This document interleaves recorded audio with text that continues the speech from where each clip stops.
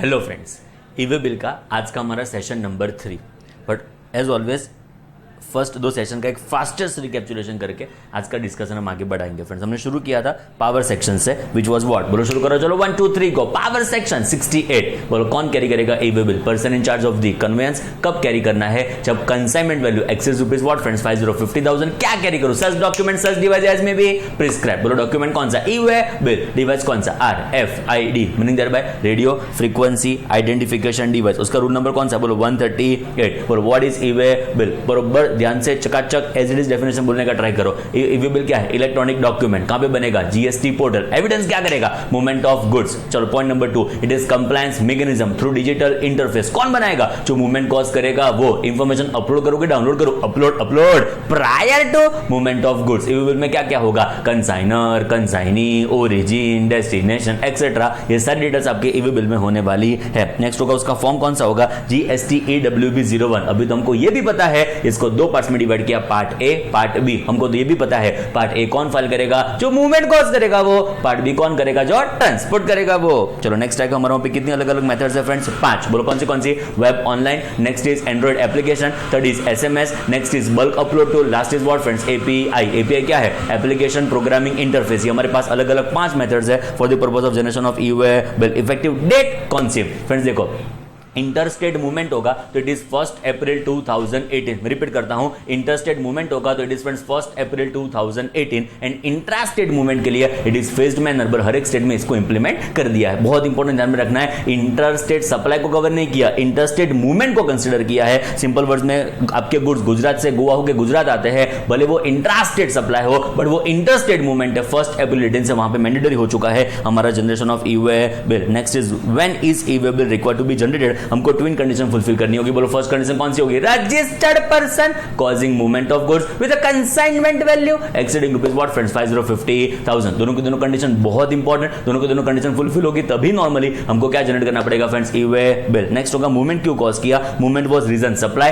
Other than supply, and last was URD purchases. मतलब जो URD purchase होगा उसमें जो रेसिपिएंट होगा मैंडेटरीली, वो जो रजिस्टर्ड रेसिपिएंट होगा वो कंपल्सरी क्या बनाने वाला है? E-way bill. नेक्स्ट होगा what is our consignment value? Twin condition थी registered person causing movement of goods, तो मूवमेंट क्यों कॉज की? Reason supply other than supply URD purchases. Next latest important था consignment value must exceed what rupees 50,000। तो what do we mean by consignment value? Law कहता है consignment value का मतलब होगा वैल्यू एज पर सेक्शन 15 कुछ करो ऐड, कुछ करो लेस। अरे क्या करूं ऐड? GST। क्या करूं less? Exempt supply. Question number 1 आता है कि फ्रेंड्स जब वैल्यू ऑफ सप्लाई में गुड्स की वैल्यू बी होगी, सर्विस की वैल्यू बी होगी, तो हमको कौन सी वैल्यू कंसीडर करनी पड़ेगी? तो कहता है उस केस में गुड्स की वैल्यू कंसीडर करो to be your consignment value. Clear? Next आएगा सर्विस की वैल्यू, उसमें कंसीडर करने की जरूरत नहीं है। नेक्स्ट क्वेश्चन आएगा कि जब फ्रेंड्स गुड्स जॉब वर्क के लिए जाएंगे, तब जब गुड्स गए तब उसकी वैल्यू 5 लाख रुपए थी, जब गुड्स आए तब जॉब वर्क की वैल्यू कितनी थी? 1 लाख रुपए, एंड जॉब वर्क के बाद गुड्स की वैल्यू कितनी होगी? 6 लाख रुपए, तो हमको 6 लाख रुपए कंसीडर करना पड़ेगा to be our consignment value.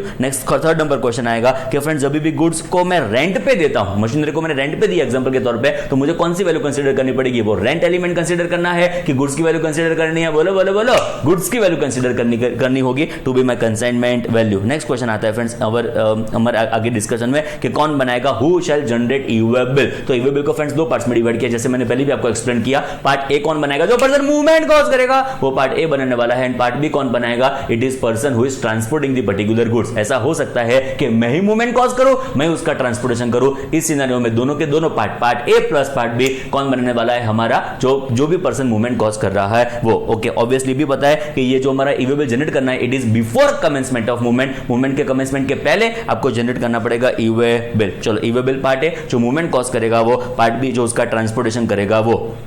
दोनों के दोनों चार्ट हमारे मन में क्रिस्टल क्लियर हो चुके हैं, जो कोई जगह पे अवेलेबल नहीं है, खाली आपके पास अवेलेबल है। ये डिस्कशन शुरू हो जाओ। Registered person causing movement of goods, friends दो पार्ट्स में उसको डिवाइड कर दिया, own transportation and through transporter. जो ओन ट्रांसपोर्टेशन होगा तो ओन व्हीकल होगा तो भी यहां पे कवर्ड, हार्ड व्हीकल होगा तो भी यहां पे कवर्ड। उसको दो पार्ट्स में डिवाइड किया, CV मतलब consignment value up to 50,000, exceeding 50,000। जो अप टू 50,000 होगा ना ना ना ना ना ईवे बिल की रिक्वायरमेंट आने वाली नहीं है। जो एक्सीडिंग रुपीज 50,000 होगा तो ईवे बिल की रिक्वायरमेंट आने वाली है। पार्ट ए होगा प्लस पार्ट बी होगा, दोनों के दोनों यहाँ पे कौन फाइल करने वाला है, दोनों के दोनों यहाँ पे कौन फर्निश करेगा, वो होगा फ्रेंड्स रजिस्टर्ड पर्सन जो मूवमेंट कॉस्ट कर रहा है वो। नेक्स्ट आएगा थ्रू ट्रांसपोर्टर, जो कंसाइनमेंट वैल्यू अप टू ₹50,000 है, तो हमको ई-वे बिल की रिक्वायरमेंट आने वाली नहीं है, but with a note. With a note क्या नोट, हमको पता ही है कि जो मैंने ट्रांसपोर्टेशन किया, दीपू ने ट्रांसपोर्टेशन किया, आले ने ट्रांसपोर्टेशन किया, हमारा तीनों का ट्रांसपोर्टेशन जब अग्रीगेट होता है तब सीवी अग्रीगेट सीवी चेक करो तो 50 को क्रॉस करती है, तो यहां पे कौन बनाएगा ई-वे बिल, ट्रांसपोर्टर। फ्रेंड्स यहां पे ट्रांसपोर्टर ई-वे बिल बनाएगा, मतलब part A plus part B दोनों के दोनों कौन फाइल करने वाला है, ट्रांसपोर्टर। जब भी मैं ऐसा बोलूं कि ट्रांसपोर्टर बनाएगा e-way bill, meaning there bye पूरा part A plus part B दोनों के दोनों कौन फाइल करेगा, ट्रांसपोर्टर। नेक्स्ट आएगा फ्रेंड्स हमारे वहां पे जो थ्रू ट्रांसपोर्टर किया सिर्फ 50 को क्रॉस कर देती है, बोलो ई-वे बिल की रिक्वायरमेंट आएगी, yes yes yes e-way bill की रिक्वायरमेंट आने वाली है, बट यहां पे पार्ट ए कौन बनाएगा,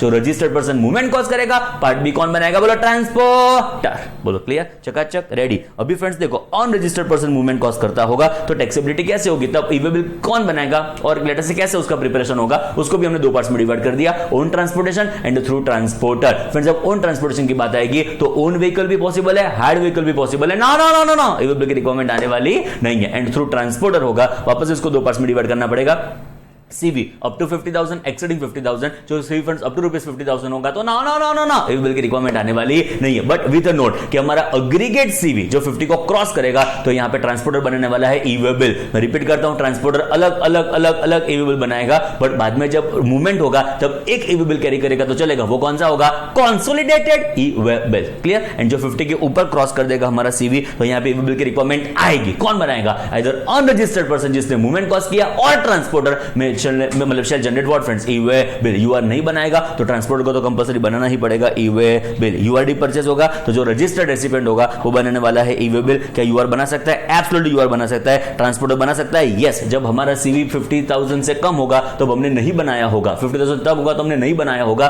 बट जो अग्रीगेट सीवी 50 को क्रॉस कर देती है तो यहां पे ट्रांसपोर्टर बनाएगा ई-वे बिल। अलग अलग अलग बनाना पड़ेगा, बट सिंगल कैरी करेगा तो भी चलेगा, जो मैंने अभी आपको एक्सप्लेन किया, which is consolidated e-way bill. Next होगा, मुझे कंपल्सन नहीं था ई-वे बिल बनाने का, तो भी मैं चाहूं तो बना सकता हूं, एब्सोल्युटली यस, मेरी इच्छा हो तो मैं बना सकता हूं ई-वे बिल। दो सिचुएशन में आंख बंद करके नहीं चेक करने का सीवी क्या है, दो सिचुएशन मुझे नहीं चेक करने का मेरा सीवी क्या है, मुझे कंपल्सरी मैंडेटरी क्या बनाना पड़ेगा, ई-वे बिल। दो सिचुएशन कौन सी, नंबर वन कहता है प्रिंसिपल मैन्युफैक्चरर ने, ध्यान से प्रिंसिपल मैन्युफैक्चरर ने जॉब वर्कर को इंटरस्टेट ट्रांसफर करके दिया गुड्स का, प्रिंसिपल मैन्युफैक्चरर ने जॉब वर्कर को इंटरस्टेट ट्रांसफर करके दिया गुड्स का, आंख बंद करके सीवी नहीं चेक करने की, मुझे कंपल्सरी मैंडेटरी ई-वे बिल बनाने की रिक्वायरमेंट आने वाली है। नेक्स्ट होगा, ऐसे लोग हैं जो एग्जम्प्ट है फ्रॉम रजिस्ट्रेशन, बहुत इंपॉर्टेंट, बरोबर समझना, ऐसे लोग हैं जो एग्जम्प्ट है फ्रॉम रजिस्ट्रेशन। कौन से लोग एग्जम्प्ट है, दो लोग एग्जम्प्ट है, एक तो इंटरस्टेट सप्लाई ऑफ गुड्स के लिए it is compulsory for the purpose of registration, मतलब कंपल्सरी आपको ऑब्टेन करना होगा रजिस्ट्रेशन जब गुड्स की बात होगी। इंटरस्टेट सप्लाई ऑफ गुड्स होगा तो मुझे कंपल्सरी क्या ऑब्टेन करना पड़ेगा मेरे chartered accountant, registration. But interstate supply of handicraft goods होगा तो आपको 10-20 लाख का एग्जम्पशन अवेलेबल होने वाला है, वहां तक आप नहीं ऑब्टेन करेंगे रजिस्ट्रेशन तो चलेगा। नंबर 2, सीटीपी को कंपल्सरी ऑब्टेन करना होता है रजिस्ट्रेशन, जनरल सेंस में सेक्शन 24 के हिसाब से CTP is mandatorily required to obtain what friends, registration. But जो सीटीपी हैंडीक्राफ्ट गुड्स का होगा, स्पेसिफिक हैंडीक्राफ्ट गुड्स का होगा, वो अप टू 20-10 लाख नहीं ऑब्टेन करेगा रजिस्ट्रेशन तो चलेगा, उसको उसके पास ऑप्शन अवेलेबल है, उसको एग्जम्पशन मिला है कि वो नहीं ऑब्टेन करेगा तो चलेगा।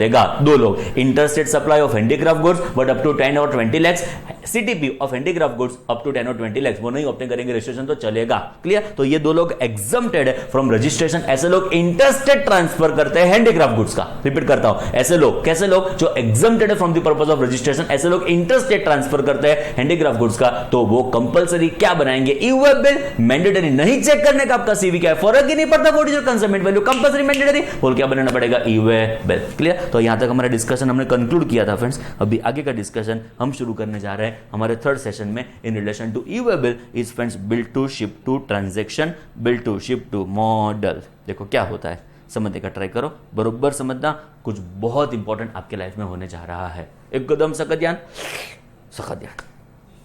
अभी देखो क्या हुआ फ्रेंड्स, मैं गुजरात का, बरोबर समझना, एग्जांपल, मैं गुजरात का, वो मुंबई की, उसने मुझे ऑर्डर दिया स्मितिया गुड्स का सप्लाई कर, मैंने बोला पगली हो जाएगा तू चिंता ना कर। दीपू ने, मुंबई की है, उसने मुझे ऑर्डर दिया मैं उसको गुड्स का सप्लाई करूं, मैंने बोला पगली गुड्स का सप्लाई हो जाएगा तू चिंता ना कर। तो फ्रेंड्स मैं उसके ऊपर इनवॉइस बनाऊंगा, बरोबर, चकाचक, रेडी। फ्रेंड्स, उसने जो गुड्स मेरे पास मांगे थे मैंने मेरे गोडाउन में चेक किया, बट मुझे नहीं मिला। बहुत अफसोस हुआ कि शिट, उसने मांगा तब मेरे पास ही वो गुड्स नहीं थे, शिट। बट मुझे मेरी सप्लायर की याद आई। जो मेरी सप्लायर कौन है पता है? इट इज आलू।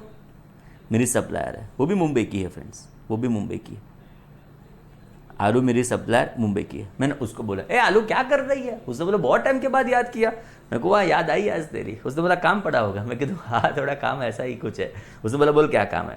मैं कहूँ ये जो गुड्स तुझे लास्ट टाइम बेचे थे ना वो मुझे जरा बेचने हैं। उसने बोला किसको बेचने हैं? मैं को दीपू को बेचने हैं। तो क्या वो मुंबई में है, मैं उसको गुड्स की डिलीवरी दे दूँ? मेरे को मैं तुझे वही कहने वाला था, ऐसा तो नहीं करेंगे कि गुड्स मुंबई से गुजरात आएंगे, गुजरात से वापस ट्रेन में मुंबई जाएंगे। उससे बेटर एक काम कर, मेरे को मुंबई में तो उसको गुड्स का सप्लाई कर दे, गुड्स का ट्रांसपोर्टेशन करके दे दे। आई थिंक वो मेरे लिए बेस्ट रहेगा। पता चला क्या हुआ?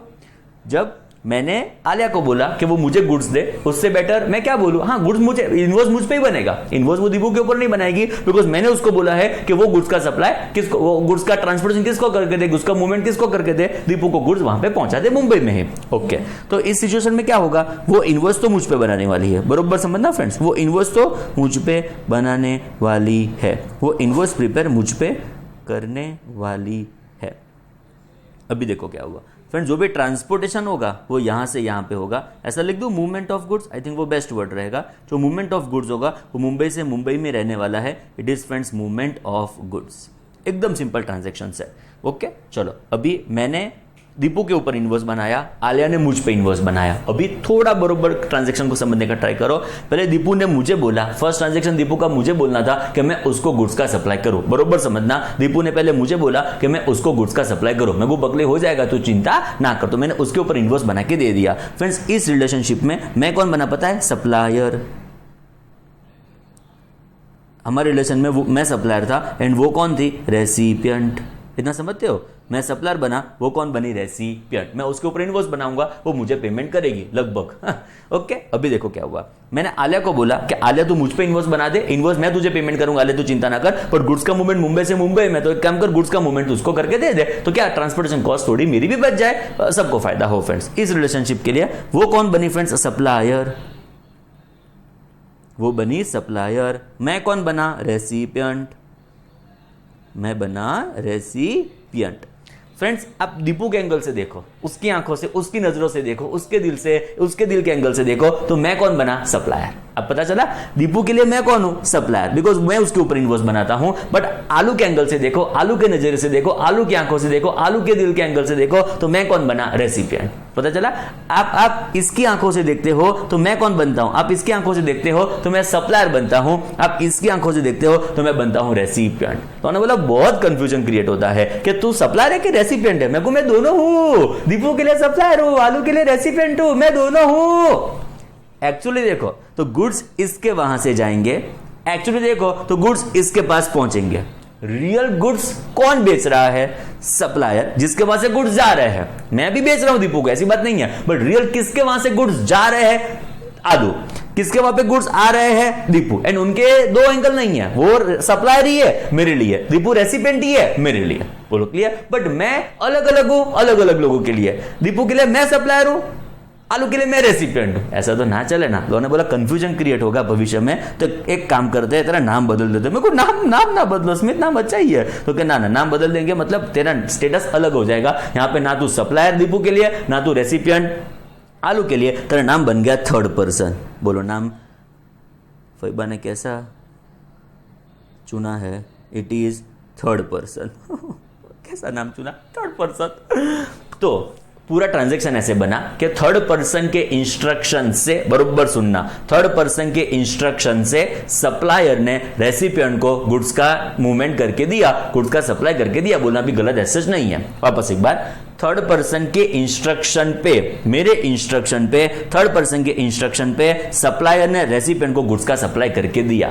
फ्रेंड्स, मूवमेंट एक ही बार हो रही है, वो मुंबई से मुंबई तक। मूवमेंट एक ही बार हो रही है, मुंबई से मुंबई। सपोज वो बोरीवली होगी तो वो कांदीवली होगी, या सांता क्रूज होगी तो वो चर्च गेट होगी। सिंपल वर्ड्स में मुंबई से मुंबई मूवमेंट हो रही है। बट अब चेक करो तो इनवॉइस दो बन रहे हैं। पहला इनवॉइस मैंने दीपू के ऊपर बनाया, सेकंड इनवॉइस आलिया ने मुझ पे बनाया। I think you are getting my point. Practical world में इस ट्रांजैक्शन को हम बुलाते हैं बिल टू शिप टू, बरोबर समझना। प्रैक्टिकल वर्ल्ड में इस ट्रांजैक्शन को हम बुलाते हैं bill to ship to. Actually Alia bill मुझ पे बना रही है, आप चेक करो, it is bill to, but actually वो मुझे शिपिंग करके नहीं दे रही है, उसका ट्रांसपोर्टेशन मेरे पास नहीं आ रहा है, उसका शिपिंग तो किसके पास हो रहा है, इट इज टू दीपू। मतलब ये ट्रांजैक्शन क्या हो गया, शिप टू। मतलब देखो बिल मुझ पे बन रहा है, शिपिंग कहां पे हो रहा है, इट इज मुंबई। तो इस प्रैक्टिकल ट्रांजैक्शन को हम लाइफ में बुलाएंगे bill to ship to.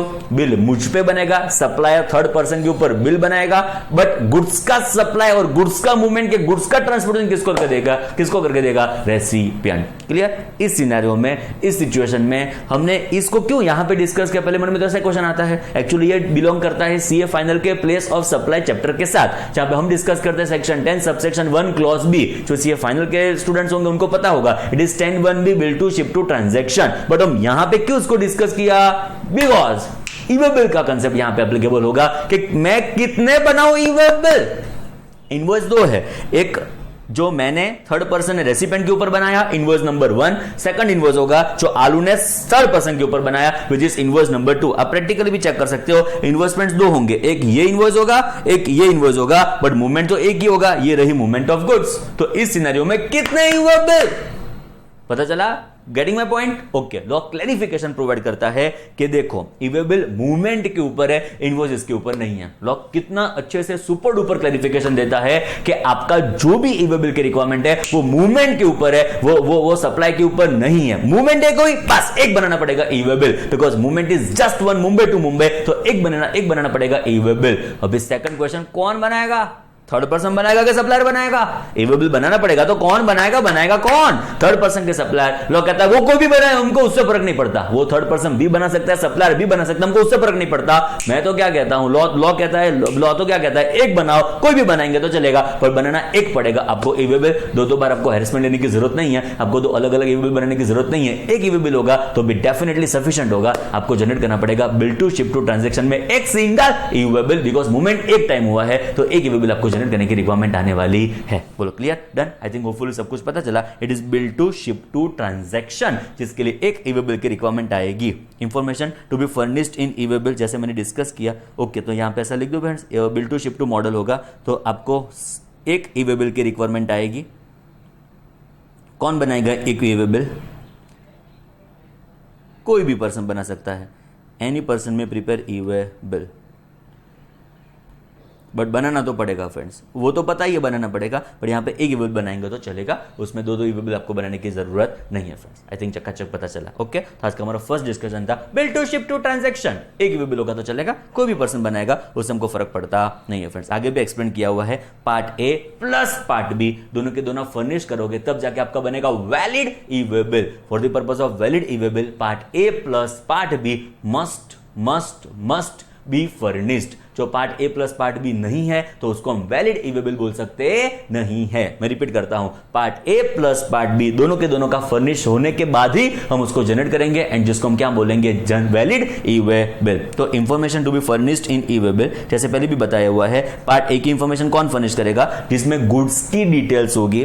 Part B में ट्रांसपोर्टेशन की डिटेल्स होगी, मतलब कौन से ट्रक नंबर से आपका ये पर्टिकुलर गुड्स का मूवमेंट हो रहा है, वो पार्ट बी में इंफॉर्मेशन देंगे। पार्ट ए में क्या क्या होगा, कंसाइनर का नाम, कंसाइनी का नाम, ओरिजिन, डेस्टिनेशन, बाद में लेटर से गुड्स का डिस्क्रिप्शन क्या है, उसका HSN कोड क्या है, क्वांटिटी कितनी है, वैल्यू कितनी है, ये सारी इनकॉर्पोरेट करनी पड़ती है हमको डिटेल्स। सिंपल वर्ड्स में लेटर से पार्ट ए में क्या होता है, गुड्स की डिटेल्स होती है, it is friends details of goods, and part B में it is details of transportation, and accordingly ही हमने इसको बनाया है कि पार्ट ए कौन फाइल करेगा, जो मूवमेंट कॉज करेगा वो, एंड पार्ट बी कौन फाइल करेगा, जो ट्रांसपोर्टेशन करेगा वो। क्लियर, चेक करो, part A to be furnished by registered person who is causing movement of goods of a consignment value exceeding rupees what friends 50,50,000, मतलब जो आपका CV50 को क्रॉस करता है तब जाके आपको क्या बनाना पड़ेगा, ईवे बिल, जो हमको पता ही है। एंड लेटर से पार्ट बी होगा to be furnished by person who is transporting the particular goods, मतलब सिंपल वर्ड में जो ट्रांसपोर्टर होगा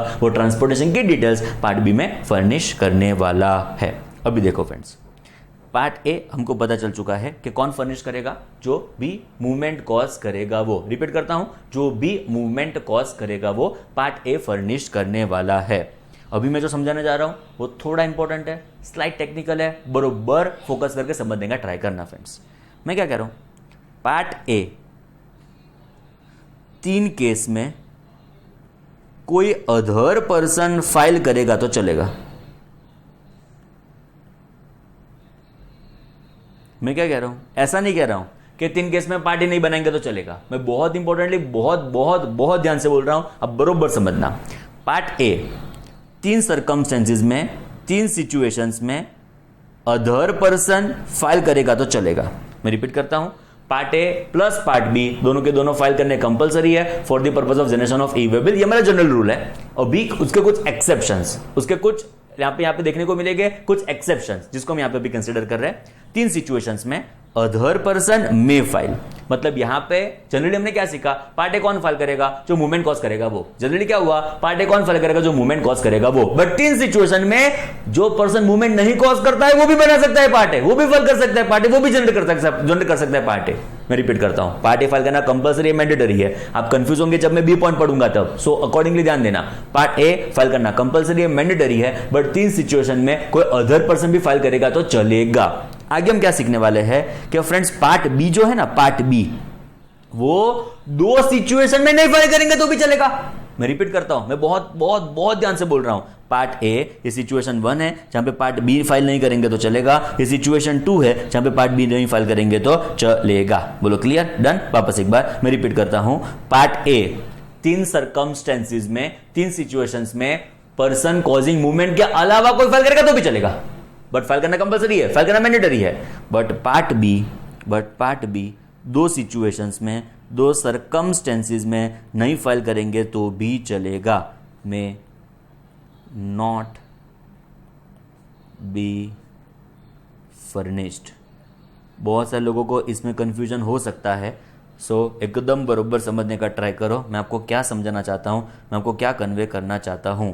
जनरल सेंस में देखा जाए तो फ्रेंड्स देखो, ईवेबल का मतलब भी क्या होता है, ईवेबल इज इक्वल टू और अदर वैलिड ईवेबल का मतलब भी क्या होता है, it is friends furnishing part A plus part B. And हमको तो ये भी पता है कि पार्ट ए कौन फाइल करता है, it is friends person causing movement of goods. जो भी पर्सन मूवमेंट कॉज करता है वो हमारा वहां पे क्या फाइल करता है, पार्ट ए। ये हमारे मन में क्रिस्टल क्लियर है।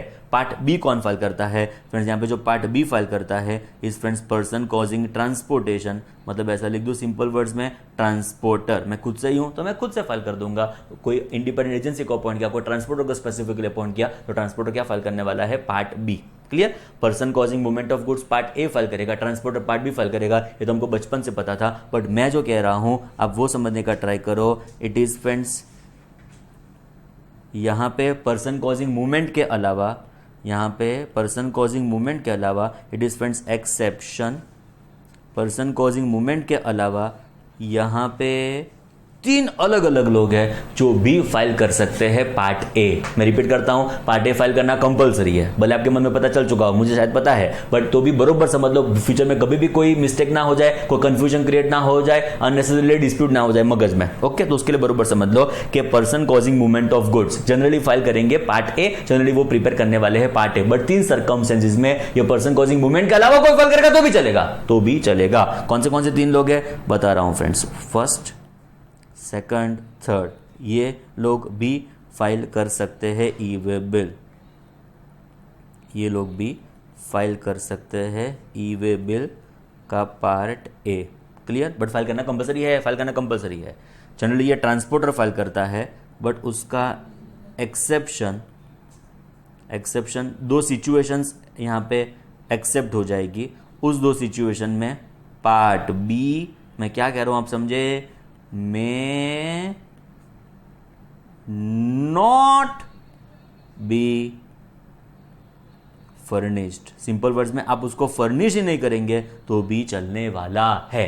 दो क्या डिफरेंस पता चला ना।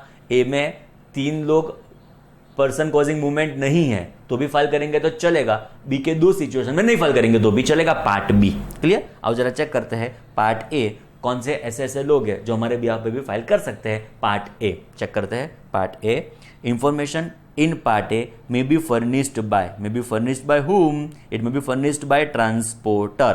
हमारा जो ट्रांसपोर्टर है वो भी हमारे बिहाफ पे पार्ट ए फाइल कर सकता है। मैं रिपीट करता हूं, जनरली कौन बनाएगा? जनरली मूवमेंट कॉज करेगा वही बनाने वाला है पार्ट ए। बट हम जो उसको ऑथोराइजेशन प्रोवाइड करेंगे, मतलब we must as a person causing movement we must authorise him for the purpose of furnishing details in part A, तब जाके on an authorisation received from such registered person, तो वो transporter क्या file कर सकता है? Part A. But we must provide what? Authorisation. Generally कौन बनाएगा? Registered person causing movement of goods, but हमारे बिहाफ पे ट्रांसपोर्टर भी बनाएगा। बट क्या प्रोवाइड करना पड़ेगा उसके लिए? ऑथोराइजेशन। नेक्स्ट होगा इको, मतलब क्या हुआ? E commerce operator. Okay, e commerce operator का मतलब क्या हुआ? अमेजॉन, फ्लिपकार्ट, जिसके थ्रू आप सप्लाई करते हो। अमेजॉन सप्लाई नहीं करता है, फ्लिपकार्ट सप्लाई नहीं करता है, वहां पे दो जो डीलर सप्लायर होंगे वो सप्लाई करते हैं, but as a dealer I am supplying through eco, मतलब Amazon, Flipkart etcetera. And next होगा कुरियर एजेंसी, मतलब जो कुरियर के थ्रू आपने किसी को सामान भेजा हो तो कुरियर वाले भी, कुरियर एजेंसी भी आपका पार्ट ए फाइल कर सकते हैं। Okay, where goods are to be transported are supplied through such e-commerce operator और कुरियर एजेंसी, मतलब वो भी आपके बिहाफ पे क्या फाइल कर सकते हैं? Part A. क्लियर? 3 लोग बरोबर समझने का ट्राई करो, बट फाइल करना कंपलसरी है। मैं रिपीट करता हूं, बहुत इंपॉर्टेंट, आप ध्यान देना। एक्सेप्शन 3 कौन से? फर्स्ट होगा ट्रांसपोर्टर, बट ट्रांसपोर्टर को क्या प्रोवाइड करना पड़ेगा आपको? ऑथोराइजेशन, तब जगह वो भी फाइल कर सकता है आपके लिए पार्ट ए। सेकंड होगा फ्रेंड्स इको, मतलब e commerce operator. And third होगा कुरियर एजेंसी, मतलब कुरियर एजेंसी भी आपके बिहाफ पे फाइल कर सकती है पार्ट ए। बट मैं रिपीट करूंगा, पार्ट ए फाइल करना मैंडेटरी है, पार्ट ए फाइल करना कंपलसरी है, बट हमारे बिहाफ पे कोई फाइल करे तो चलने वाला है। नेक्स्ट आएगा बी पार्ट, कौन फाइल करेगा फ्रेंड्स? ट्रांसपोर्टर। बट 2 सिचुएशन में 2 एक्सेप्शन है जिसमें पार्ट भी नहीं फाइल करेंगे तो चलेगा। मेरे चार्टर्ड अकाउंटेंट, पार्ट भी नहीं फाइल करेंगे तो चलेगा। कौन से 2 सिचुएशन में पार्ट बी नहीं फाइल करेंगे तो चलेगा? अब जरा चेक करते हैं। When it is not mandatory to furnish details of conveyance in part B, कब हम पार्ट बी नहीं फाइल करेंगे तो दौड़ने वाला है, चलने वाला है। अब जरा चेक करते हैं। फर्स्ट फ्रेंड्स, अभी समझो, कंसाइनर, 1 मिनट बरोबर समझो, मैं एक्सप्लेन करूं फ्रेंड्स आपको पहले। कंसाइनर कंसाइनी को गुड्स भेजना चाहता है, ऑब्वियसली कंसाइनर कंसाइनी को गुड्स भेजना चाहता है थ्रू ट्रांसपोर्टर। ड्राइंग मेरा थोड़ा ऐसा है, बट थ्रू ट्रांसपोर्टर। तो कंसाइनर भेजेगा पहले ट्रांसपोर्टर को, ट्रांसपोर्टर भेजेगा कंसाइनी को। अल्टीमेटली मेरा इंटेंशन क्या है कि मैं भेजूं कंसाइनी को, बट कंसाइनी को भेजने के लिए मेरे पास क्या होना चाहिए? पहले ट्रांसपोर्टर को तो अपॉइंट करना पड़ेगा, बिकॉज मैं डायरेक्टली नहीं भेज सकता, कंस्टेंट है तो मैं डायरेक्टली नहीं भेज सकता। तो मैं पहले भेजूंगा ट्रांसपोर्टर को, एंड वो ट्रांसपोर्टर को फर्दर किसको भेजने वाला है? कंसाइनी को। रिपीट करता हूं, कंसाइनर पहले ट्रांसपोर्टर को भेजेगा, ट्रांसपोर्टर बाद में कंसाइनी को भेजेगा। जो ये डिस्टेंस कंसाइनर का एंड ट्रांसपोर्टर का, बरोबर समझना, कंसाइनर का एंड ट्रांसपोर्टर का जो डिस्टेंस अप टू 50 किलोमीटर है, बरोबर समझना, बहुत इंपॉर्टेंट, अप टू 50 किलोमीटर है। कंसाइनर से ट्रांसपोर्टर का डिस्टेंस अप टू 50 किलोमीटर है। बहुत इंपॉर्टेंट, जबरदस्त इंपॉर्टेंट, सखत रेलेवेंट। इन सेम स्टेट, आहा कितना इंपॉर्टेंट। स्टेट बदल गया, स्टोरी खत्म। स्टेट बदल गया तो एक्सेप्शन में फॉलो नहीं होंगे, आपको कोई बेनिफिट अवेलेबल होने वाला नहीं है। It must be in same state, same नहीं सेम स्टेट। पता चला? नेक्स्ट, ट्रांसपोर्टर टू कंसाइनी, वापस एक बार वही story. If it is up to 50 kilometre in same state, इस सिनेरियो में आप पार्ट बी नहीं फाइल करेंगे तो चलेगा। मेरे चार्टर्ड अकाउंटेंट, पता चला? First, consignor to transporter, transporter to consignee up to 50 kilometre, but in same state, इस सिनेरियो में आप पार्ट बी नहीं फाइल करेंगे तो चलेगा। 2 सिचुएशन हो गई, consignor to transporter up to 50 kilometre same state में, transporter to consignee up to 50 kilometre same state में, जो आपका पार्ट बी आप नहीं फर्निश करेंगे तो चलेगा। मैं रिपीट करता हूं, consignor to transporter same state था, ट्रांसपोर्टर टू कंसाइनी स्टेट बदल गया तो वहां पे बनाना पड़ेगा, because up to 50 kilometre same state में होना चाहिए for the purpose of non submitting और part B which was part of e-way bill. मतलब सेम स्टेट हो तब जाके नहीं बनाएंगे पार्ट बी तो चलने वाला है। अब जरा चेक करते हैं। Place of business of consignor, place of business of consignor to place of business of transporter. तो कंसाइनर ने ट्रांसपोर्टर को क्यों भेजा? अरे it was for further transportation. Consignor ने ट्रांसपोर्टर का क्यों भेज रहा है? It is for the purpose of further transportation मेरे chartered accountant. And distance must be up to 50 kilometre but it must be in same state. It must be in same state. तब जाके आप part e-way bill नहीं बनाने की बात नहीं है मेरे चार्टर्ड अकाउंटेंट। ईवे बिल तो बनाना ही है, पार्ट ए बनाना है, पार्ट बी नहीं बनाएंगे तो चलेगा। आप शाहरुख खान की स्लाइड देखो, कन्वेंस का पार्ट बी कब मैंडेटरी नहीं होगा? ईवे बिल तो जनरेट करना ही है, पार्टी तो फर्निश करना ही है, पार्ट बी नहीं करेंगे तो चलेगा। आई थिंक अभी आपके मन में सिचुएशन क्लियर है। नेक्स्ट चेक करो, place of business of transporter, place of business of consignee up to 50 kilometre. वापस एक बार, इन सेम स्टेट नहीं, आप पार्ट बी फाइल करेंगे तो चलने वाला है। क्लियर? एकदम चकाचक, क्रिस्टल क्लियर। चलो आगे ध्यान से पढ़ना। E-way bill valid for movement of goods by road only when information in part B is furnished. Simple words में what is valid e-way bill हमको बताइए फ्रेंड्स। ईवे बिल को वैलिड होने के लिए क्या होना चाहिए? वैलिड ईवे बिल के लिए आपको फाइल करना है part A plus part B, दोनों के दोनों एक साथ आप फाइल करते हो। मतलब ऑब्वियसली साथ में तो फाइल नहीं हो पाएगा, मतलब टर्न बाय टर्न आप फाइल करेंगे। सिंपल वर्ड्स में ए प्लस बी होना चाहिए for the purpose of your e-way bill to be regarded as valid e-way bill. However, exception, details of conveyances may not be furnished in part B. Part B में क्या होता है? Transportation की details होती है, वो फर्निश नहीं करेंगे तो चलेगा। मैं रिपीट करता हूं, यहां पे गलती आपसे हो सकती है। ईवे बिल तो बनाना ही है, पार्ट ए बनाना ही है, पार्ट बी आप नहीं फाइल करेंगे तो चलेगा। Of e-way bill where goods are transported for distance up to 50 kilometre within state. कोई आगे बोलेगा सर आगे डायग्राम में तो नहीं लिखा था। अरे मैंने खुद से लिखा था, डायग्राम में लिखने के लिए मैंने ही बाकी रखा था जिसके उस पॉइंट के ऊपर मैं फोकस कर पाऊं। तो हमें लिखा है with in the state, same state होगा, अप टू 50 किलोमीटर का डिस्टेंस होगा। Consignor to transporter, transporter to consignee, 50-50 अलग अलग डिस्टेंस है। ऐसा नहीं है कंबाइंड डिस्टेंस 50 किलोमीटर, ऐसे अदरवाइज 5-6 डाउट आ जाते हैं व्हाट्सएप पे कि सर ये 50 किलोमीटर का डिस्टेंस है वो इंडिविजुअल है कि अलग अलग है? मैं रिपीट करता हूं, अलग अलग अलग अलग अलग 5-10 बार सुन ही लो, अलग अलग अलग अलग अलग अलग अलग अलग अलग डिस्टेंस 50 किलोमीटर का होने वाला है। ओके, चेक करो वापस एक बार उसको मैंने समराइज किया। From place of business of consignor to place of business of transporter to place of business of transporter to place of business of consignee, ये distance up to 50 kilometre same state में होगा। तो आप part B नहीं furnish करेंगे तो दौड़ने वाला है, चलने वाला है। आई थिंक समझ में आया फ्रेंड्स, क्लियर? चलो एक छोटा सा क्वेश्चन एक्सक्लूसिवली आपके लिए बनाया। कंसाइनर है ना फ्रेंड्स, कंसाइनर वो गुजरात का है एंड ट्रांसपोर्टर महाराष्ट्र का है, डिस्टेंस 50 किलोमीटर है। कंसाइनर ने ट्रांसपोर्टर को क्यों भेजा? It is for further transportation. It is for what? For further transportation.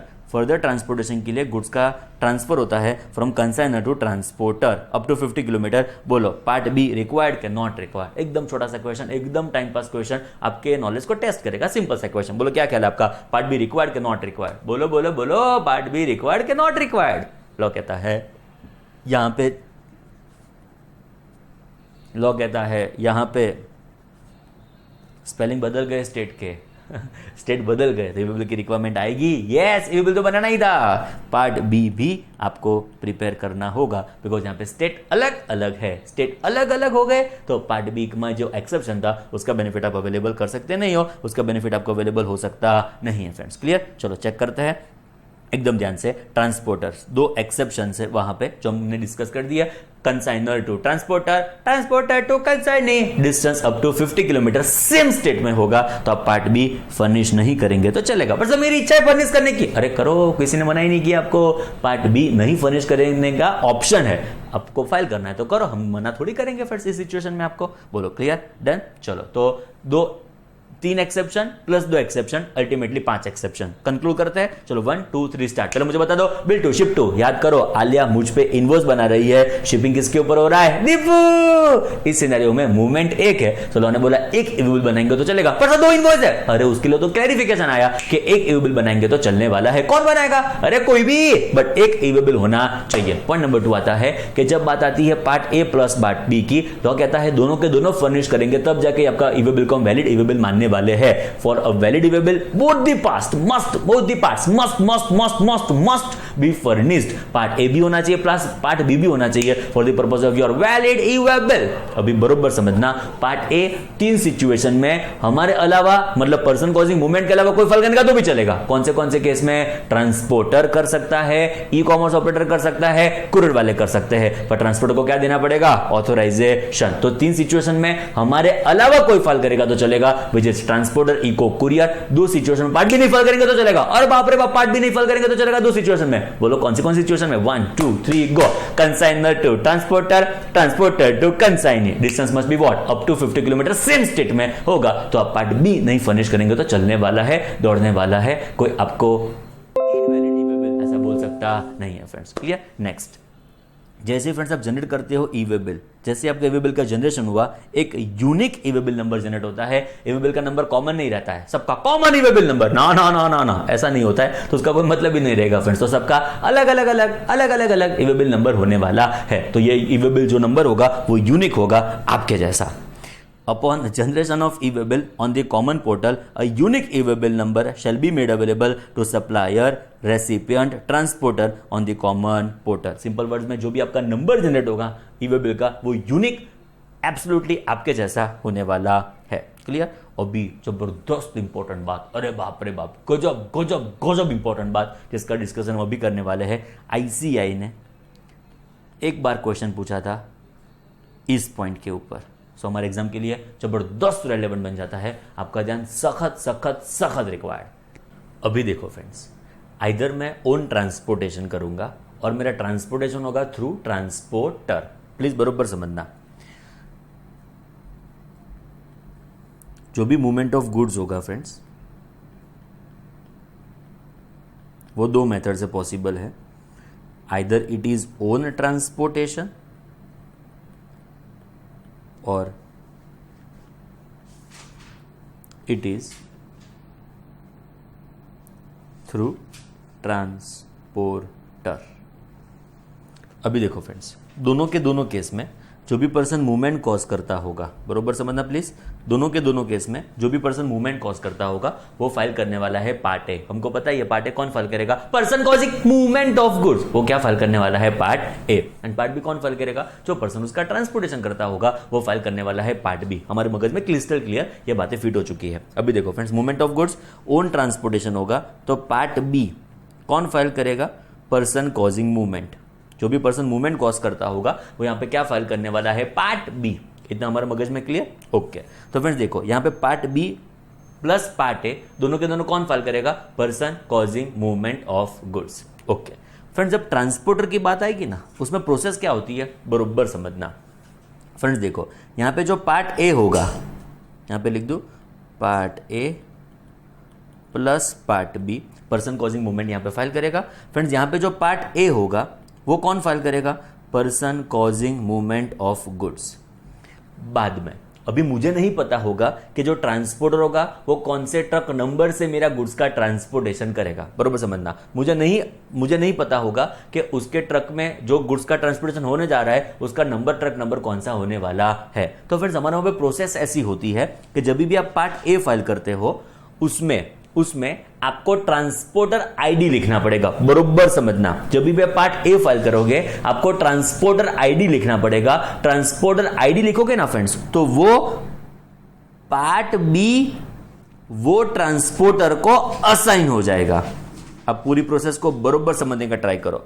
देखो फ्रेंड्स, ओन ट्रांसपोर्टेशन है तो part A plus part B दोनों के दोनों मैं फाइल करूंगा और जो बाय बाय डाटा स्टोरी वहां पे खत्म हो जाती है। But when it is transportation through transporter, कुछ बहुत इंपॉर्टेंट बात हो रही है मेरे चार्टर्ड अकाउंटेंट, आपका बहुत ध्यान रिक्वायर्ड है। अभी देखो, पार्ट ए मैंने फाइल कर दिया।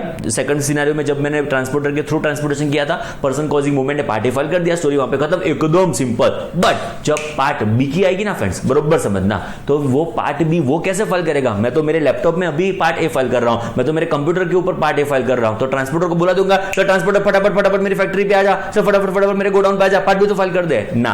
Process is not like that. Process is what कि पार्ट ए जब मैं फाइल करूंगा उसमें लास्ट कॉलम आएगा ट्रांसपोर्टर आईडी। वो ट्रांसपोर्टर आईडी में इनकॉर्पोरेट करूंगा तो वो मेरा ई-वे-बिल पार्ट बी फर्निश करने के लिए वो ट्रांसपोर्टर को असाइन हो जाएगा।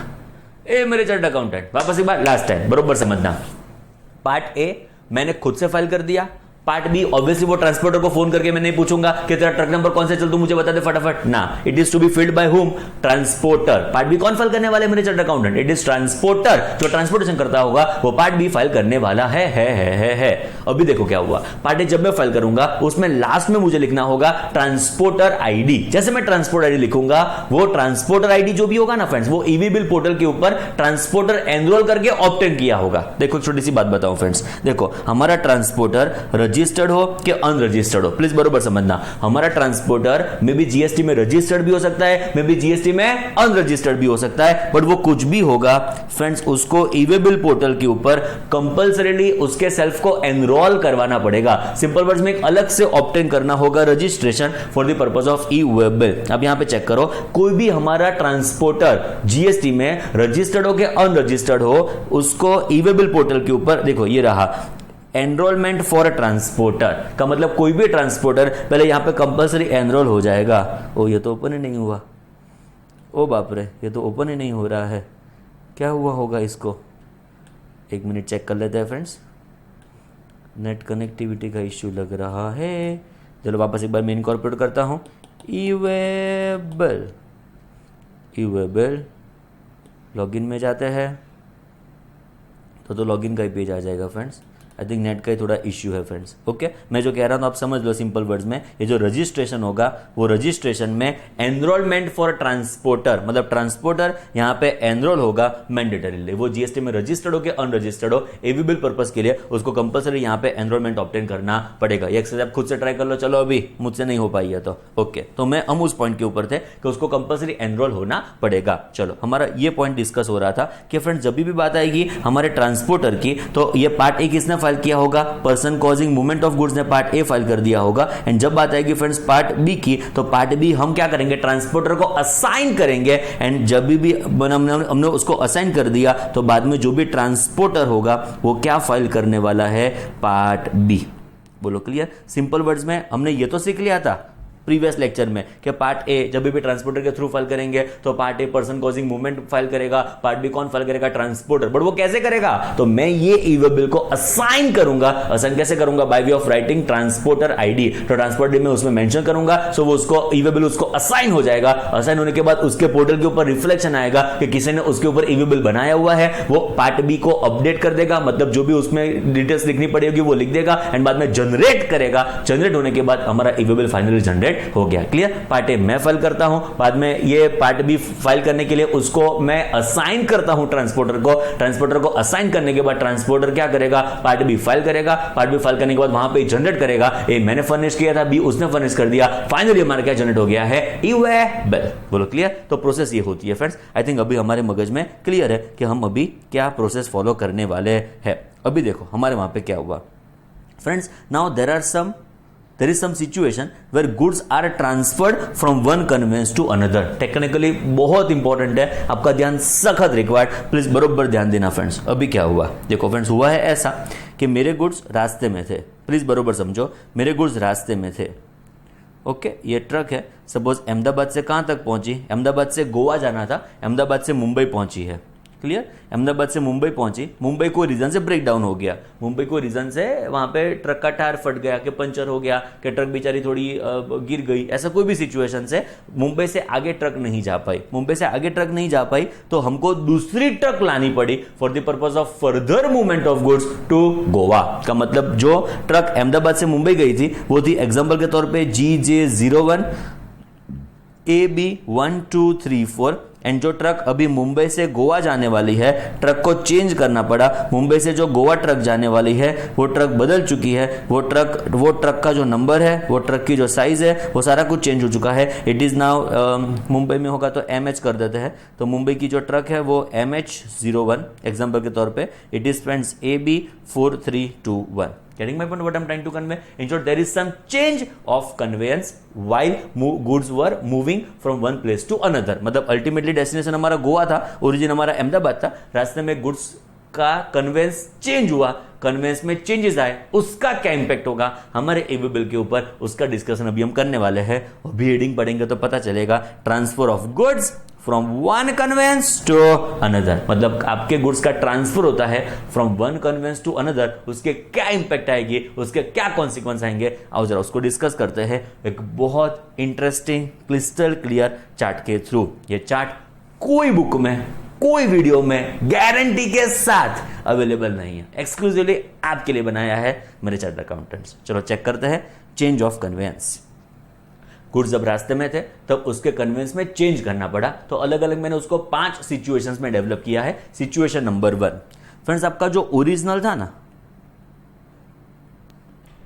ओरिजिनल ट्रांसपोर्टेशन था, it was own transportation. Friends इतनी क्रिस्टल क्लियर क्लैरिटी कोई बुक में, कोई वीडियो में गारंटी के साथ अवेलेबल नहीं है, एक्सक्लूसिवली आपके लिए है। अकॉर्डिंगली थोड़ा ध्यान देना पड़ेगा, बिकॉज इसमें से आईसीआई ने क्वेश्चन पूछा है, तब समझ लो इसका कितना इंपॉर्टेंस है फ्रेंड्स। क्लियर? चलो, तो आपका जो ओरिजिनल ट्रांसपोर्टेशन था वो ओन ट्रांसपोर्टेशन था, मतलब आप खुद से ट्रक लेके जा रहे थे, बरोबर से मतलब फ्रेंड्स। सिचुएशन नंबर 1, आप खुद से ट्रक लेके जा रहे हो, मैं यहाँ पे लिखता जाऊंगा आपके क्लैरिटी के लिए। सिचुएशन नंबर 1, ओरिजिनल सिचुएशन क्या थी एंड अभी क्या होने जा रहा है।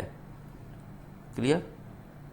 तो सिचुएशन नंबर 1, ओरिजिनल भी ओन ट्रांसपोर्टेशन था, नाउ भी ओन ट्रांसपोर्टेशन है। सिंपल वर्ड्स में आपको बताऊं तो ये ट्रक जो GJ01 AB 1234 वो भी मेरी ट्रक थी, वो भी मेरी ट्रक थी, एंड जो मुंबई से मैंने ट्रक बदली ना वो भी मेरी ट्रक है, मतलब both are my own transportation. ये ट्रक भी मेरी थी, ये ट्रक भी मेरी है, तो उसके कॉन्सिक्वेंसेस क्या क्या क्रिएट होंगे और मुझे क्या चेंजेस करने पड़ेंगे मेरे ईवे बिल में, उसका डिस्कशन हम यहाँ पे करेंगे। मतलब चेंज ऑफ कन्वेंस, ओरिजिनल आपका जो ट्रांसपोर्टेशन था वो ओन ट्रांसपोर्टेशन था, पहले मैं जो भी ट्रांसपोर्टेशन कर रहा हूं वो ओन ट्रांसपोर्टेशन है, एंड अभी क्या होने जा रहा है, नाउ जो कन्वेंस में चेंज आया उसमें क्या impact I, now it is second is own transportation. ऐसा बोलो, ये हमारा फर्स्ट था, ये हमारा सेकंड होने जा रहा है, मतलब फर्स्ट जो ट्रांसपोर्टेशन था वो ओन ट्रांसपोर्टेशन था, बट सब्सिक्वेंट जो मुंबई से चेंज हुआ है, जो मुंबई से चेंज हुआ है वो भी मेरा ओन ट्रांसपोर्टेशन ही है, वो भी मेरा ओन ट्रांसपोर्टेशन ही है, तो उसके ऊपर इंपैक्ट क्या आएगी और मुझे क्या चेंजेस करने पड़ेंगे वो आप चेक करेंगे फ्रेंड्स। अभी देखो हुआ क्या, एकदम सिंपल लॉजिकल है, आप इस चीज को बरोबर समझ लेंगे ना जो मैंने अभी आपको एक्सप्लेन किया, तो आई थिंक तकलीफ नहीं पड़ेगी।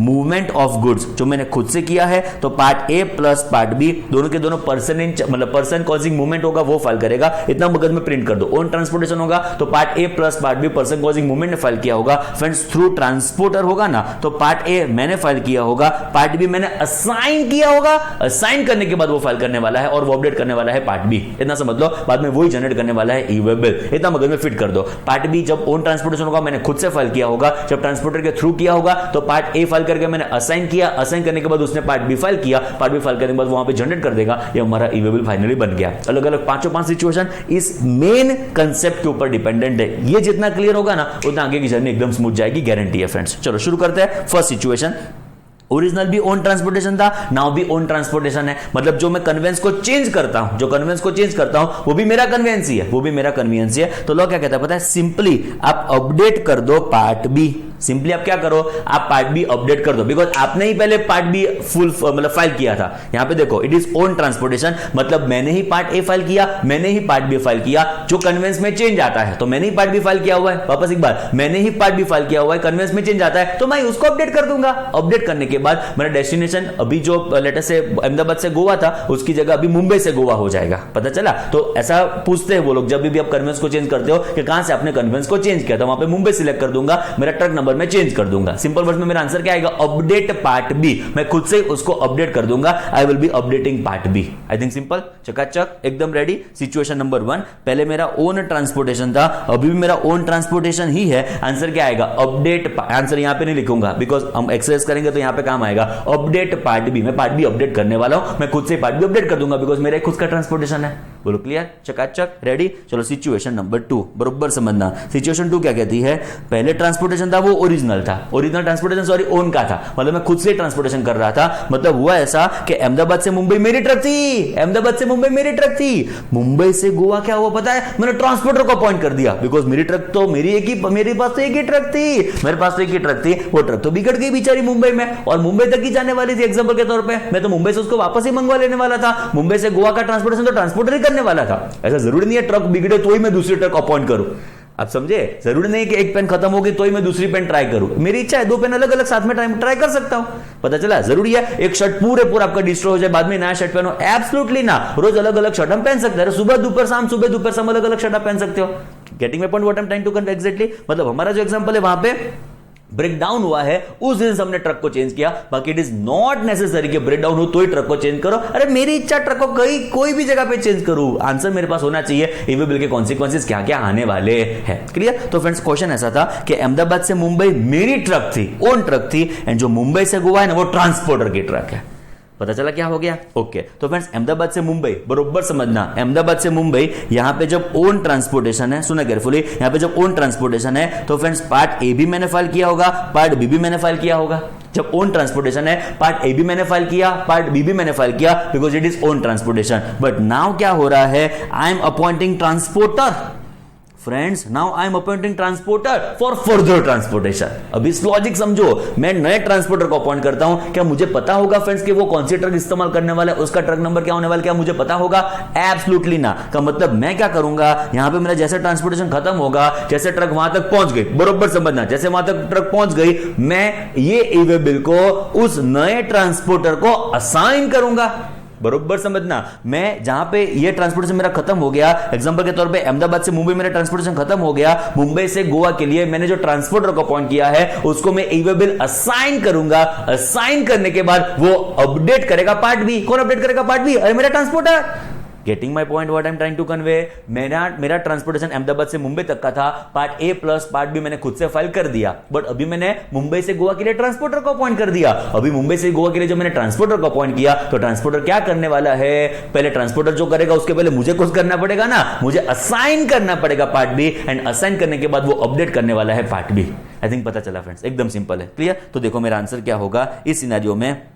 देखो ओरिजिनल ट्रांसपोर्टेशन ओन ट्रांसपोर्टेशन था, अभी क्या होने जा रहा है? Now I am transporting through transporter, now my transportation is through transporter. तो क्या consequence? I need to assign first of all e way bill to transporter for updating part B. वो पार्ट बी अपडेट करने के लिए पहले मुझे assign तो करना पड़ेगा ना, असाइन करूंगा तब जाके वो क्या कर पाएगा? Update part B. मेरे चार्टर्ड अकाउंटेंट एकदम क्रिस्टल क्लियर हो रहा है? चलो शुरू हो जाओ, 1 2 3 गो। ओरिजिनल ओन ट्रांसपोर्टेशन था, नाउ भी ओन ट्रांसपोर्टेशन है, और सब्सिक्वेंटली लिख दूं तो और क्लैरिटी बनी रहेगी। सब्सिक्वेंटली भी ओन ट्रांसपोर्टेशन हो रहा है, तो सिंपल आंसर यहां पे क्या आएगा? मेरा ही खुद का ट्रांसपोर्टेशन, तो मैं ही अपडेट करने वाला हूं पार्ट बी।